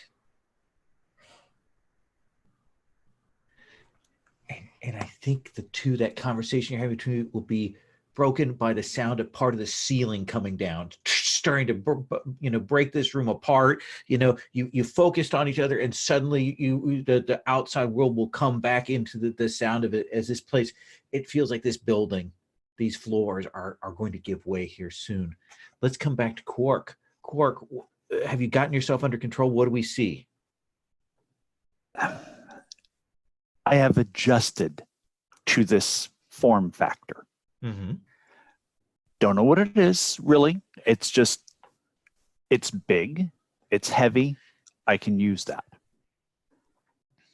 I'm going to barrel straight through the wall. I'm creating a straight up exit. We're not going to have to worry about monofilaments from screens and whatnot. I'm just taking out, unfortunately, a load bearing wall because it's an exterior wall. But we're what? Second floor here? It's not that big of a fall. It's like 12 feet. So I think we will see that there's a shot outside. People on the street, they're watching. They can see this window's busted out. They see the smoke pouring out, people talking conversation, and then suddenly, and this hippo, we see it in slow motion as the hippo goes out the wall. Braying the entire time. Yeah.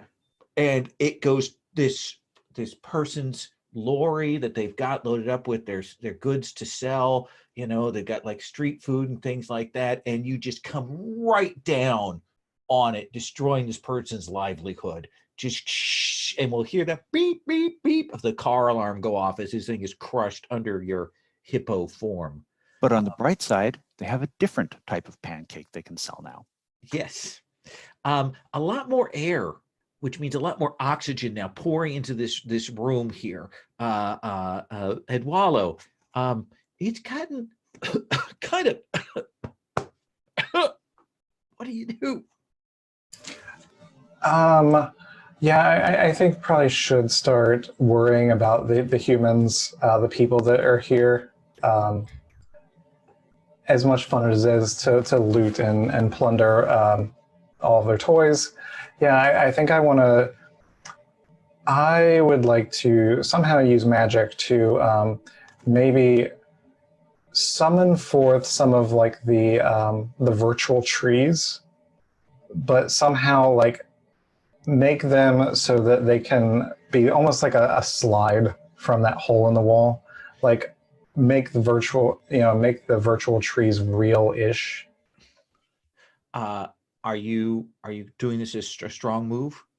I think I'm gonna do it like neutral. I'm thinking like use your magic with consequence. Like, okay. I don't think it's gonna be easy to do it that quick and to interface like that. I think you will push it forward. You call up those trees. You get that. You get those protocols of protection in place.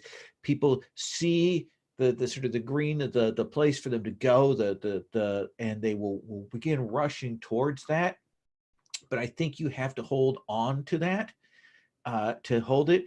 And I think you only lose focus on it when this tiger's mouth bites down on your arm.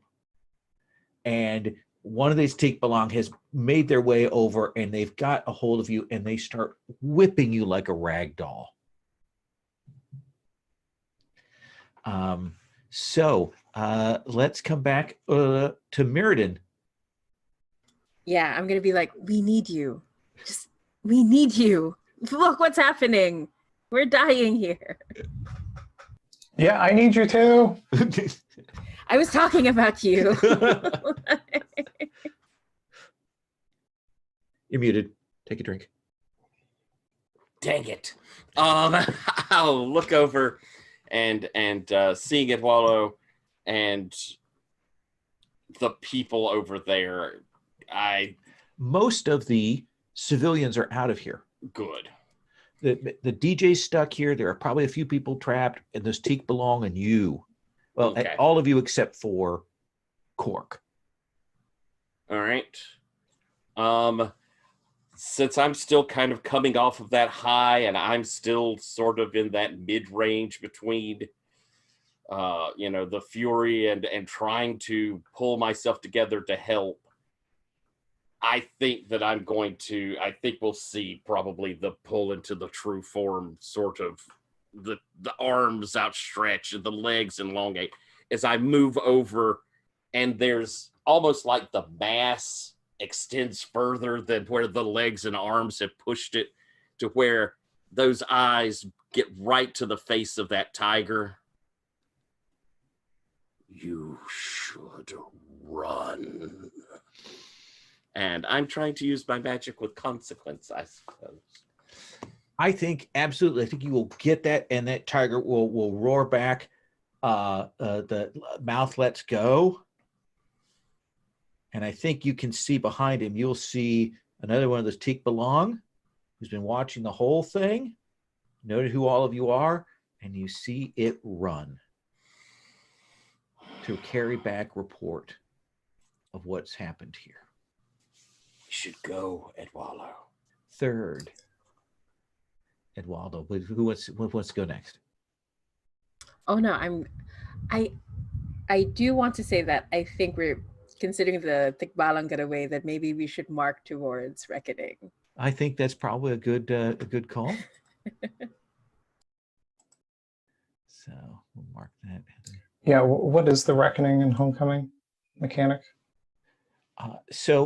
Essentially, you start on the run, and when the corp gets more attention and start to focus in on you, we move towards captured.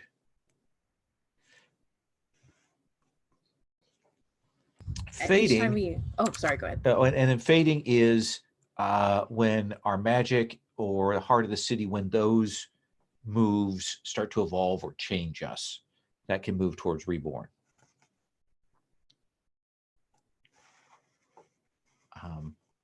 So what do you want to do, third? I would. How do you want to get out of here? I'm convinced. How do I see our Swang friend doing? Let's have Tyler answer that. I seem to have focused on rescuing our friend. I seem to be even if I'm, kind of in the scary mode, at least I'm focused on doing what we should be doing. Okay. And we still have, what threats do we still have? Everybody who's human is out, but we're still There's a DJ, there's the tiger, Teak Belong. There was another Teak Belong, but I'm going to bet that when the floor is starting to give way, that they're probably scrambling to get out of that. We've got all this fire. They're still freaked out by that. So there's only one Teak Belong that is a serious threat, but it's certainly scared from Meriden glances. Yeah, I'm going to say that I've known for a long time that there's a ghost that haunts our Aswang. And it's I haven't had the heart to tell him about it yet. It's a very murderous ghost. It's a very angry ghost. And I'm going to just breathe out and say, I need your strength. Do what you will with my body.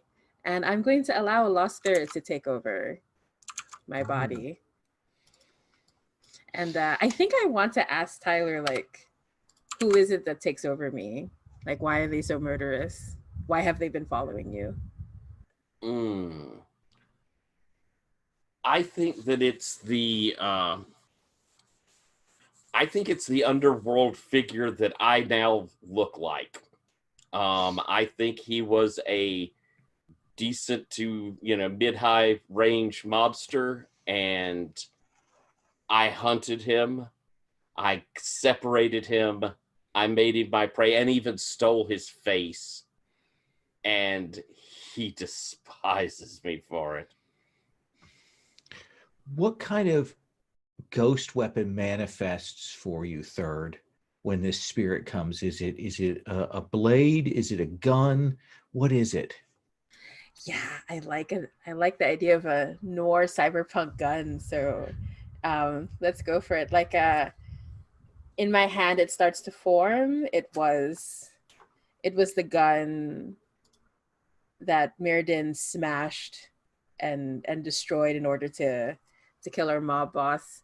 But it reforms, and the chambers are glowing green, and there's this green fire that's pouring out of my mouth, just a smoke. And Yeah. I think when you light up this tiger, we see you blow its soul out of it. Like the tiger form is still there, but we see its soul get blown backwards out of it, loses control. Like it turns back into a human almost immediately. And it's trying to get to its soul, even as this building is coming down. What do you do at Wallow? I think I'm just turning to Mirrodin, to really everybody, that is still up here. This was a party, even with fire. This was a party. Even with smoke, this was still a party. Even with a broken window, this was still a party. This is not a party anymore. We need to go. And yeah, I think I'm going to show them the way, and I'm going to hop out, the way that Quark made for us. Absolutely. You'll drop down. Quark, what do we see of you before we come back to Mirrodin after this crushing fall? I am trying to scare away as many people on the street as possible to at least get them out of the way, just in case reinforcements show up, so that when the rest of us come out, we have fewer witnesses, fewer people who can identify us, and we have a better chance of making a clean getaway. So I am thrashing around. I am braying. I'm trying to damage anything that looks like I can damage it without harming someone who can't recover from the harm, whether that's economically or physically.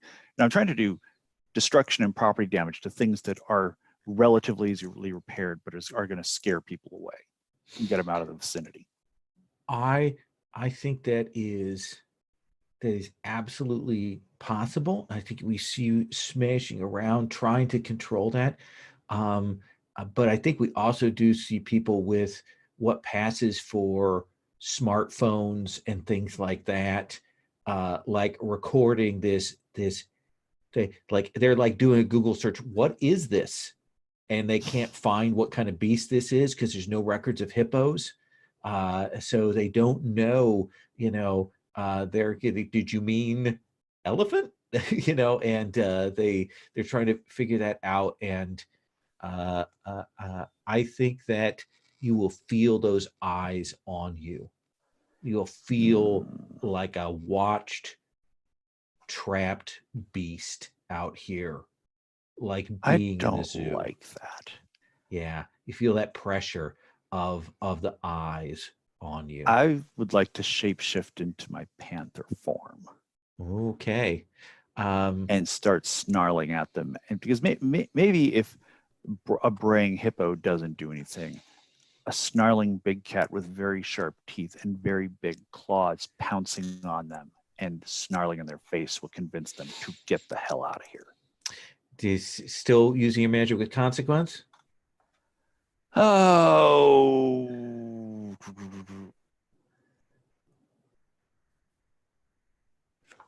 Yeah, you know what? Or which would be more entertaining, Lowell? Use magic with consequence or take action inviting risk? Tell me.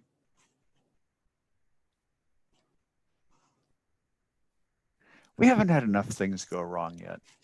Let's take action Really? inviting risk. Then I think as you change into your panther, I think that's the point at which we see this emergency services vehicle come barreling down the street. And as you're changing, and there's that moment transition between being a hippo and being a panther where your vision has to blur because you can't quite see. And we will see that vehicle clip you and send you flying. People are running. They are fleeing away. When the Panthers shifted, they freaked out, but you got clipped and sent flying. Mirrodin. I think, Edwalla is, oh, well, maybe we should leave. And so I feel confident, that he's going on his way. I think, I'm still kind of in that weird extended. I think coming out for me, we see tentacles go through that door and they sort of like touch, just lightly touching the floor. I'm activating Hunt My Prey as, is that what it is? Yes. Hunt Your Prey, yes. And are you hunting, who are you hunting? The one that ran. The one that ran. And as my tentacles go out there, oh no, you won't be going very far. And they whip. Okay, sorry. Yeah, go on. And they whip back, and as they do, there's this weird motion of me straightening back up into myself and moving over to where the other normal people have escaped, and I'm going to kind of try to blend in a little with normal people as I head out down. You drop out into the street. Third, are you also exiting? Yeah. Because I was looking at the reckoning mechanic. Because like every time we mark towards capture, we should choose one. And I was thinking that what happens is I lose access to one of my elemental forms. Ooh. Because I think this mob boss is happy with my form, and I won't be able to change. I won't be able to use Spirit Fire for the meantime. And I can sense that the spirit is telling me we're not going to lose track of him. So I'm keeping a close eye on our S1. Yeah, it fills in and it holds onto that space where your fire is at. It grabs onto that and it is not letting go. It's almost like a monkey on your back, that kind of feeling of it holding in, claws into you even as you go down to the street. Quark, you will feel someone kind of grabbing you and pulling you, and you will see Jack is grabbed onto you and is trying to get you. It's like, I need you to not be a big cat anymore, because he doesn't know what you are.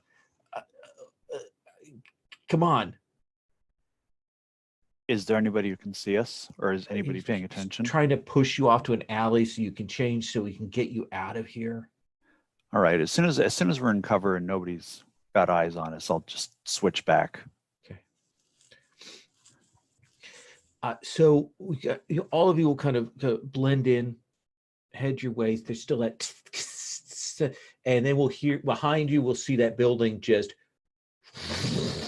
come down, and you know what that does is it gets this huge cloud of smoke and dust and dirt, and the orange light of this will fill the street and no one can see anything anymore. Edwalla, what do you guys have as a safe house? It's funny. Say, guys, I apologize. That's I use that masculine generic. What do y'all have as a safe house? I was actually just thinking that. Where exactly are we going to go? Oh, I am kind of thinking. I'm thinking underground. I'm thinking like sewer, not quite sewer, but maybe like abandoned sewer. Like an abandoned tunnel system Okay, what underground. kind of tunnel system would they abandon? Why is it abandoned? Maybe it was originally built as a means of controlling flooding. Okay. And just due to environmental changes, flooding here is not as much of a concern. So yeah, you'll make your way down. It's dry down here, but the wind whips through. It cuts through because you know that these tunnels connected to the outside to push the floodwaters out. But now at the ends of them, you know the roaring of those storms comes through, and you're still at the center of the sea. So you didn't feel the actual force, but you do feel the wind comes through here.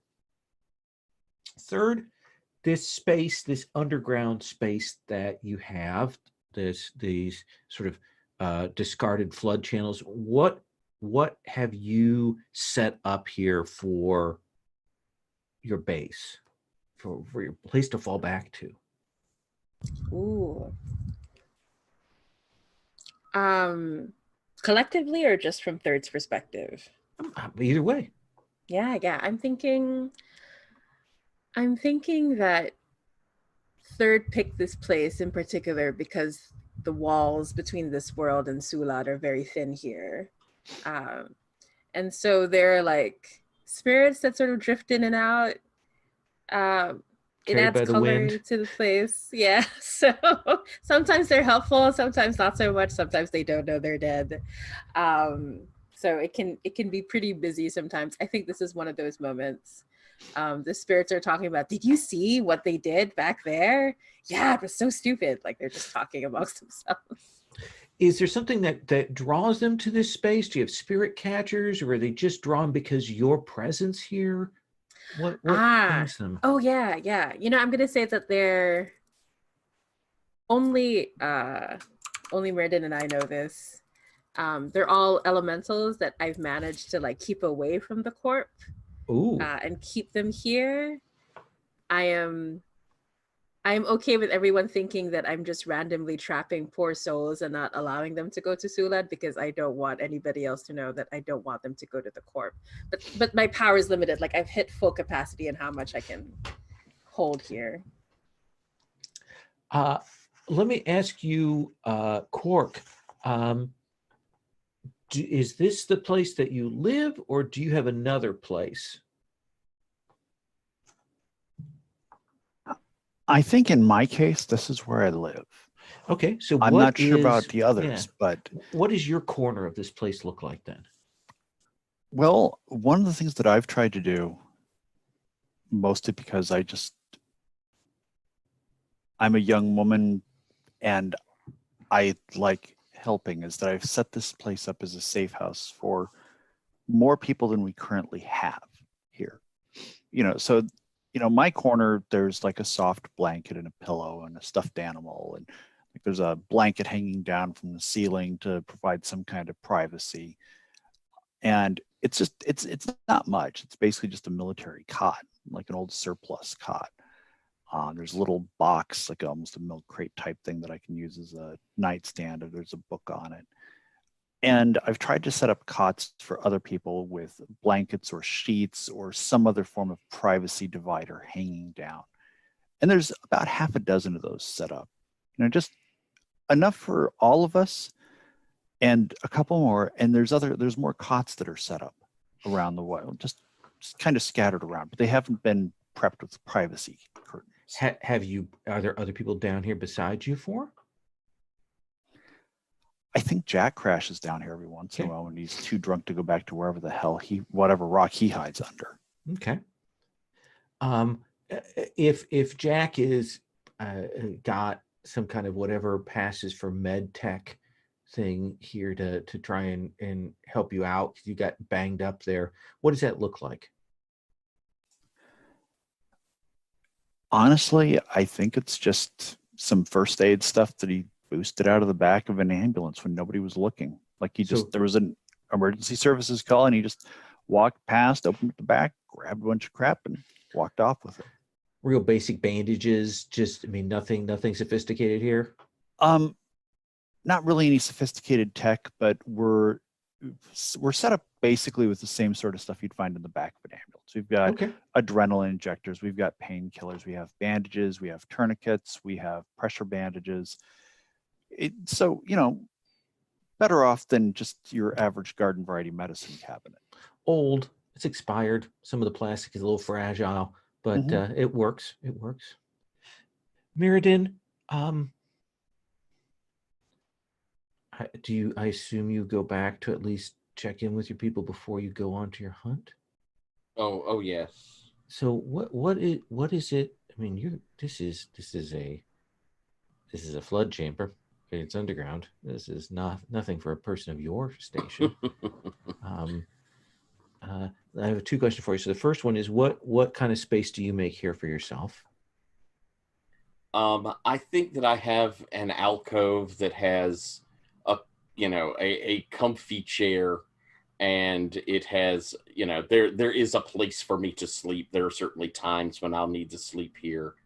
And I think that it's where I keep my cello that I play. Is it a big old style cello, or is it one of those moderny? No, it's old wood. Okay. Probably dinged up, but certainly has a lovely sound. Okay. Yeah, it probably echoes through these tunnels down here. Mm-hmm. Boy, the only problem you probably have is getting more bowstring material. Probably have to make it yourself. I find the means. My other question is, what tells you that there's something wrong with third?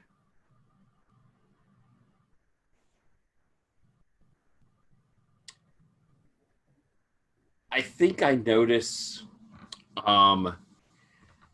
I think that the mob boss had a certain tick, kind of maybe even a James Cagney sort of, just a little bit of a tick that he had, and I have tendency to lick his teeth. Yeah. Ooh, I like that, and it's something that I've picked up for when I try to pretend to be him. Oh, okay.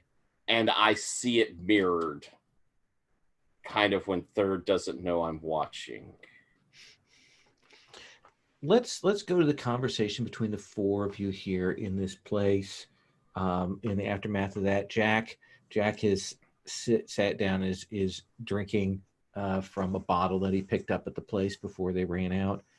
You see him reach into his pocket and pull out a wrapped up piece of synth cake that he's eating. But so what are you saying to one another? They had to know we were there. That wasn't an accident.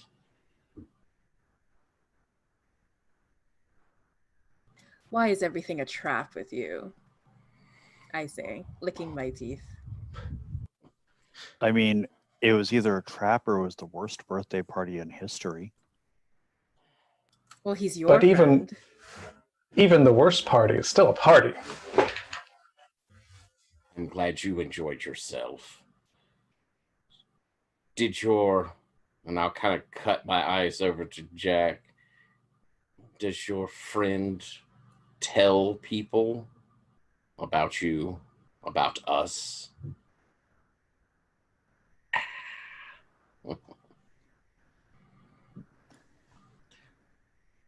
Jack, did you mention you were inviting special guests this year? No. And you guys know the birthday party is a cover, right? Cover. A cover? I had hoped to kind of show you guys. I heard that place that they were doing something new with memories. I don't know what it was, but I had heard it through the grapevine that there was something weird about that. I thought it was something you all would want to check out. It's going to be a surprise. Plus, I'd hoped that maybe if it turned out to be good, that you'd foot the bill. As it turns out, I didn't have to pay a bill, so it kind of worked out that way. Adwala, when you were stealing stuff, did you happen to notice anything that was anything like what he just talked about? Well, I wouldn't call it stealing. I was just partaking, and I mean, really, it was DJ Bobby Pizza. Like, he doesn't have anything new ever. I mean, I haven't even barely looked at it yet, so it seemed like some weird memory stuff. But I mean, I would have liked to sit around and partake in it more, but circumstances caused me to have to evacuate the premises. So I still have him. We could have taken a longer look, but circumstances made us evacuate. I wonder how that happened. Jack? I don't like the tone there that you're putting that in. What is it that you're suggesting, Quark?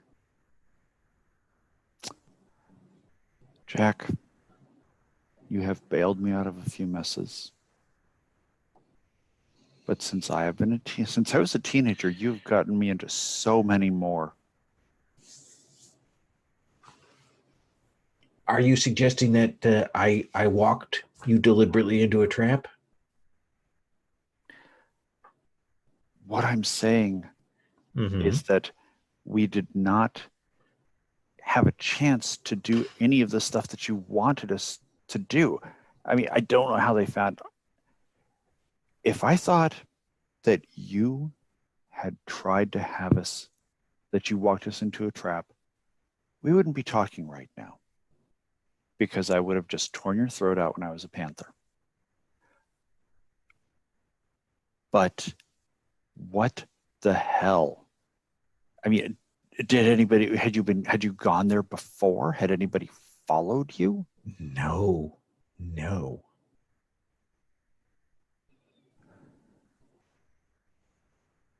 I mean, don't talk to me like this is my first circus here. I know protocols. I know how to do these things. I know how to watch for stuff. Didn't tell anybody. Wasn't followed. Didn't go there to make myself known beforehand. Adwala, I have an idea, but I'm going to need you to make something. Is it like a hippopotamus-sized collar? What do you want me to make? I stared daggers at you. I'm like, I'm just kidding, right? And I'd hand Quark a bottle of the scent alcohol that I took. What I need you to make, a program. I need this program to be able to detect who and what were accessing security cameras in the area, what was monitoring any kind of security protocols in the area. Because something sure as hell tripped when we walked in there. It's conceivable it was just a raid for this new technology. We could have been a complete surprise. They wouldn't have sent the tick along.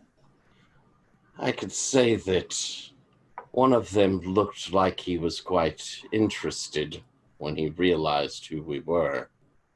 I don't entirely believe we were expected. They would have sent more. Well, for you, certainly. Third, you managed to commune with this DJ. Did you learn anything of what he was doing? No, he wasn't very talkative, I don't think. Mhm. Well, and I'll have moved over and be pulling my cello. Lowell, as I start playing, I'd like to cast out and see if I can sense where that one has gone. Oh yeah, you paid the price for that already. You know that it has run off. Uh, uh, you know that they have headed to a corp location. Like you can tell. I mean, you can feel the security around them. Um, you can feel their fear as they return back. And then you probably feel the pain of the punishment that they receive. So the fear that they have is a punishment for a failed mission. Yeah. Sort of thing. And I can kind of sense, just as a question, do we have the corp or is it a lot of different corps with different purviews? I like the corp. I like the corp as well. Okay.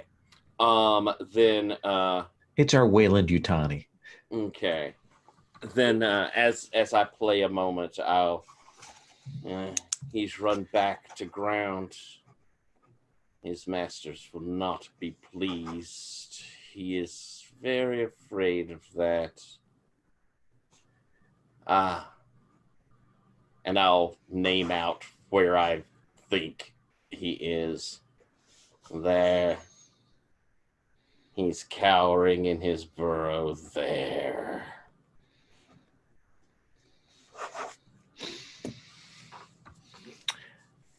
I think that we are at a good place to stop. We have several things on the table for next time. We have this Teak Belong, who Mirrodin can pursue, knows where they are, can pursue them, knows what they fear. We have DJ Bobby Pizza, as was named earlier by Robert, who's alive and may know more about what was going on there, may have some sense of things. And then we have this weirdness memory thing that Eduardo picked up in his efforts. So we've got lots of pieces on the table, lots of strings to pull on for next time. Does that seem okay? Do you want to do a quick stars and wishes? Do you want to just to kind of quick talk about that? So we just got 2 sessions, so I wouldn't mind if we could do a quick one of those and see what we think, and especially if there's like, oh, I really want to see this next time on the wishes thing. In fact, let's start with that. Tyler, anything wishes wise you want to throw? I really do kind of want to see the awfulness of the corp. Okay. I want us to get the real impression of the awfulness of them.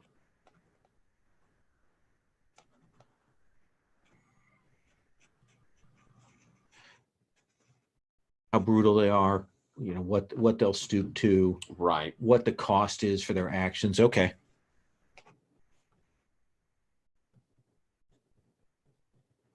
Anything else on wishes? No, I think no, I don't think so. I'm okay. I'm pretty pleased. Jamie, anything you want to say wishes wise? Wishes wise, I'd like to see how long this mob boss can stay hidden in third. I like the tension of that. Because third could have helped out with getting that information. Third was forced to lie about not having any information from the DJ. Yeah. So I like seeing that drawn out. Another, I don't know. I'm pretty happy with how everything's going. So that's my only like main wish. Okay, we'll definitely get to that. Robert? I guess I'm looking forward to seeing what terrible yet useful thing I can build from these weird memory devices that I borrowed. I love it. Okay. That seems like a good request. And Puckett? I'm not sure if this is actually, some of the part of this is something that as a GM you can do. Sure. I'd like to see people leaning into lures more, as well as emphasizing the token economy a little bit more. Okay. I mean, and you were really good about that in this session, in terms of saying, I think, are you doing the neutral move? Is this the weak move? Is this the strong move? Are you spending a token here? Take a token for it. But one thing I've noticed in other sessions is that people tend to wind up with a lot of tokens left over. Mm-hmm. So. Yeah, that's an interesting thing. Yeah, I think about it. It's the first time I've run this, so I'm getting used to the economy. But that's a great point. So that's wishes. Any stars people want to throw out? Tyler? I always come into this mechanic because I've played. I was lucky enough to play this mechanic several times before, and I always come in feeling concerned because I'm always feeling like I'm not going to get it right. And every single time I play it, I come out of it going, "Holy crap, this is so good!" And this was so good. The mechanics seemed to flow really well. Everything led to the, a wonderful cooperative world, but all the moves, all the kind of using the system itself felt right. It really did. It was really nice. And I'd say for stars, I really like the kind of claustrophobic, frantic danger that we were put into. That was really nice. It felt really good. I'll piggyback on something. The first thing you said, Rich has always been very hesitant about this system, and so it made me very nervous about it. So I'm really pleased about how well mechanically this has gone. So just wanted to say that. Jamie, any stars you want to throw out there? I'm so happy people are playing my game. And I'm gonna not ramble. Big stars too. I really like seeing our duende just being like, yeah, it's still a party until this moment. That was so good. I really like seeing our Aswang really struggle in a really cool way. I liked how our Aswang was oozing cool through their trauma. It was great. And I just love that Tikbalang struggling to be an elephant and a hippo came out. That was just so good. But Lo, I'm really gonna steal that first question. The room, why is the room on fire? I'm gonna steal that. It's so I was like, wow.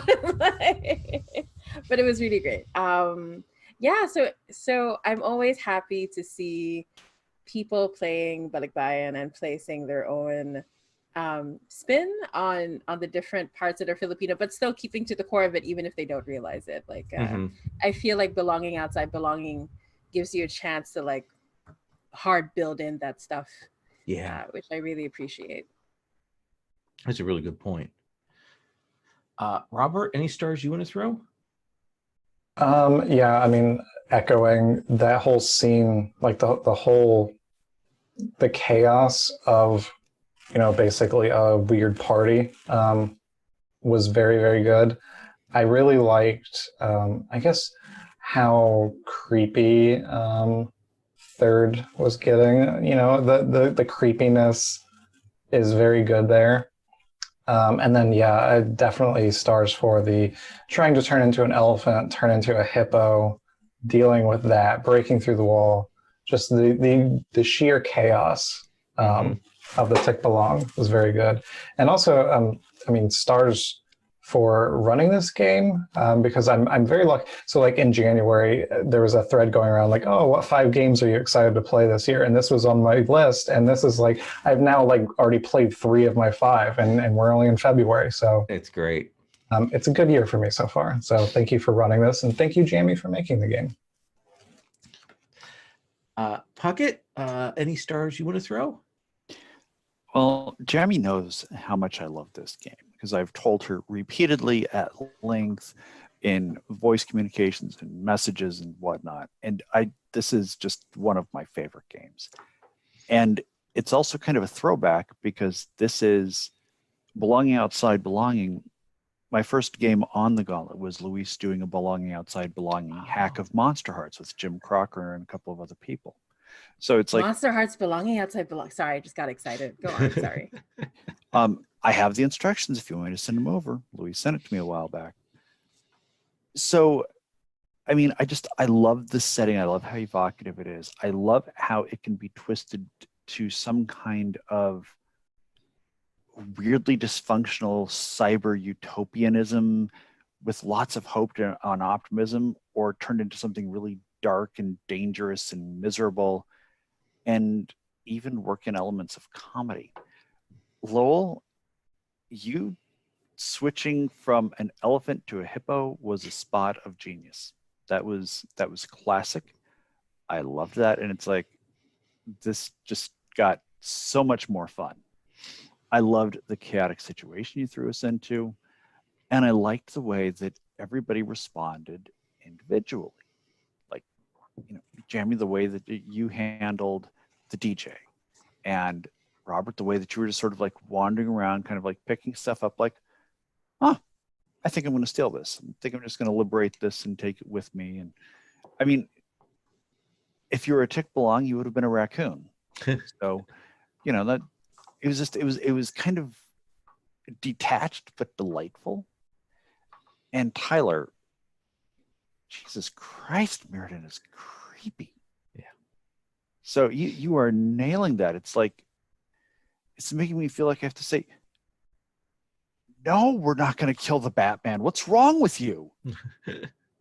It's the Batman. 1, he'd probably beat you up. But 2, it's the Batman. We're not going to kill the Batman. So I really appreciate the way that like this kind of, this really, really dark, violent edge you're bringing to that character, where it's barely control. It feels barely controlled, and like it could just snap at any second. So yeah, this is going to be fun. And plus, I love playing with all of you. So I just want to say, I really love this setting. I think this is a really well-conceived, brilliant setting with enough imaginative space for us to work in. And I want to say the other thing is, you know, I do a lot of those RPG histories and things like that where I have to read a lot of things. And I see a lot of people give you info dumps and setting dumps and things like that in ways that are not manageable, which don't help. Using this level of depth and this presentation is such a good way to get setting across. The setting is, there's a lot to work with, but it's super evocative. It works so well in this context, and I think it's really smart. It's a really smart design. So that's what I want to say there. And I'm super looking forward to running it next session. So thank you all so much. I'm going to stop the recording there.